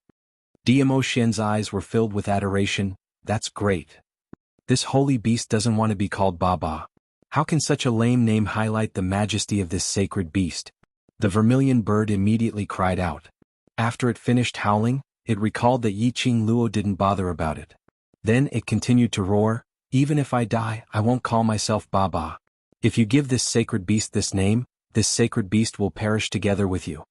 It spun around and stopped in front of Yi Qing Luo. The crimson eyes of the beast were wide open. He looked as if he was unafraid of death. It was as if making it call Baba was more serious than taking its life. Yi Qing Luo, why did she feel that her naming ability was pretty good? 7788. How simple and crude was that? Chi-Chi nodded, agreeing with her master's point of view. It especially liked the name its master gave it. Qian. A low voice came from not far in front of them. Yi Qing Luo looked towards the direction of the voice and saw Ghost Marshal looking expressionlessly in their direction. "Qian." Yi Qing Luo murmured these two words. Was this the name that Gui Wu had given the vermilion bird? It was indeed not bad. All right. In the future, vermilion bird's name will be Qi Yan. Yi Qing Luo waved her hand and decided on the name vermilion bird. Qi Yan, aren't you going to thank Master Gui Wu for giving you this name? The word bestowed. It pierced vermilion bird's ears. But thinking of the names Qi Yan and Ba Ba, it clenched its teeth and chose to abandon its bottom line, abandon its moral integrity, and arrogantly snorted in the direction of the ghost martial artist. This holy beast likes your name very much. This holy beast will reluctantly use this name. Yi Qing Luo, she felt that vermilion bird's name should be Qiao Jiao. After the name was decided, Yi Qing Luo looked down at the rolling magma and the flaming beast that would pop its head out from time to time and wave its arms. At the base of the fire lair. Wherever there was fire, there would be fire beasts. Those fire beasts were clearly exuding an extremely strong killing intent. It was as if it wanted to charge forward and drag them into the sea of fire, engulfing them completely. If Qi Yan wasn't here. Yi Qing Luo believed that these fire beasts would absolutely not be courteous. Qi Yan, those cultivators who headed towards the fire lair were all engulfed by the fire beasts? Yi Qing Luo narrowed her eyes as she seemed to have thought of something as she opened her mouth to ask. After the imperial tutor's prophecy, large groups of cultivators flocked into the fire lair. But none of them survived. At the base, Yi Qing Luo didn't see any bones or any traces of other cultivators. Chapter 1531. This sacred beast hasn't been awake for a long time, but during this period of time when this sacred beast was awake, I indeed sensed quite a number of foolish humans, coming wave after wave to die. Mentioning this matter, Qi Yan's tone turned grave. Those profound practitioners were indeed burned by the flaming beasts to the point where not even their bones were left. Yi Qing Luo and Dmo Xian exchanged glances. Their guess was indeed right. The terror of the flame nest wasn't in the flame nest, but in the depths of the flame nest, which was the foundation ground. But how did those cultivators enter the flame nest's foundation ground? Didn't old man Tsang say? They were sucked into the foundation ground because of the profound qi battle between Zhu Wu Xian and Dmo Xian, which led to the flame nest activating its self-protection mechanism. Those cultivators, how could they activate the flame nest self-protection mechanism? Those foolish humans to be able to enter the foundation ground is indeed very strange, and there's another point, which is also very strange. Vermilion Bird said, although the flame beast is the guardian beast of the foundation ground, but before it gets close to the heart vein, the flame beast will absolutely not casually launch an attack. But after those cultivators entered the foundation ground, the flame beast seemed to have gone mad, swallowing all the cultivators. Yi Qing Luo caught the main point. What you mean is, the flame beast's rampage is not so simple? These foolish humans died, this sacred beast doesn't care, so whether it's simple or not, this sacred beast doesn't have a deep understanding. Vermilion Bird spread out its phoenix wings, swaying a stretch of seductive ripples. This sacred beast only knows, after swallowing 3 batches of foolish humans, no one else came again. 3 batches? And in batches? Which meant the number of people who were swallowed by the flame beast was extremely large. But, thinking about it, it made sense. Yi Qing Luo had crossed hands with the flame beast, and understood how powerful it was. Especially, that ability which kept on deriving. No matter how strong the person was, he wouldn't be able to hold on for long. Those cultivators, naturally wouldn't be as lucky as them. Following Chi-Chi's directions, they found the heart vein, and using Chi-Chi's relationship, they obtained Vermilion Bird's protection. Those flame beasts wanted to swallow them, but they feared Vermilion Bird's prestige. This holy beast has another strange matter. Qi Yan turned to look at Yi Qing Luo, pointed to her with his sharp mouth, and swept over Dmo Xian, you, and it then looked in Zhu Wuxin's direction. The 3 of you are very strange. What's wrong? Yi Qing Luo asked. After they were sucked into the foundation, they were entangled by the flame beasts. Qi Yan swung his colorful phoenix tail and gestured to the group of people on his back. And the flame beast has never entangled you. Instructor Luo immediately nodded. Yes. After we were sucked in, we were entangled by several flame beasts. Fortunately, Master Gui Wu was there. Otherwise, I'm afraid we would have been devoured by the flame beasts. Wave after wave of flaming beasts. Now that they thought about it, their scalps still felt numb. Yi Qing Luo fell into deep thoughts. After she was sucked into the foundation, she did not encounter any flame beasts. After meeting Zhu Wuxian, they met Dmo Xian. At the very least, he hadn't encountered any flame beasts in the past few hours. And the appearance of the flame beast, just as they were about to find the heart meridian under Chi-Chi's guidance, all of a sudden, it appeared. Following that, it was wave after wave. And the number kept on increasing. You're tuning in to the Han Li's Wuxia Chronicles YouTube channel. We're so grateful for your support, and don't forget to subscribe to join us on this incredible journey through captivating stories. Your generosity through donations truly makes a world of difference, as it's the primary source of revenue that allows me to expand and enhance this channel for you. Thank you from the bottom of my heart for being a part of this adventure.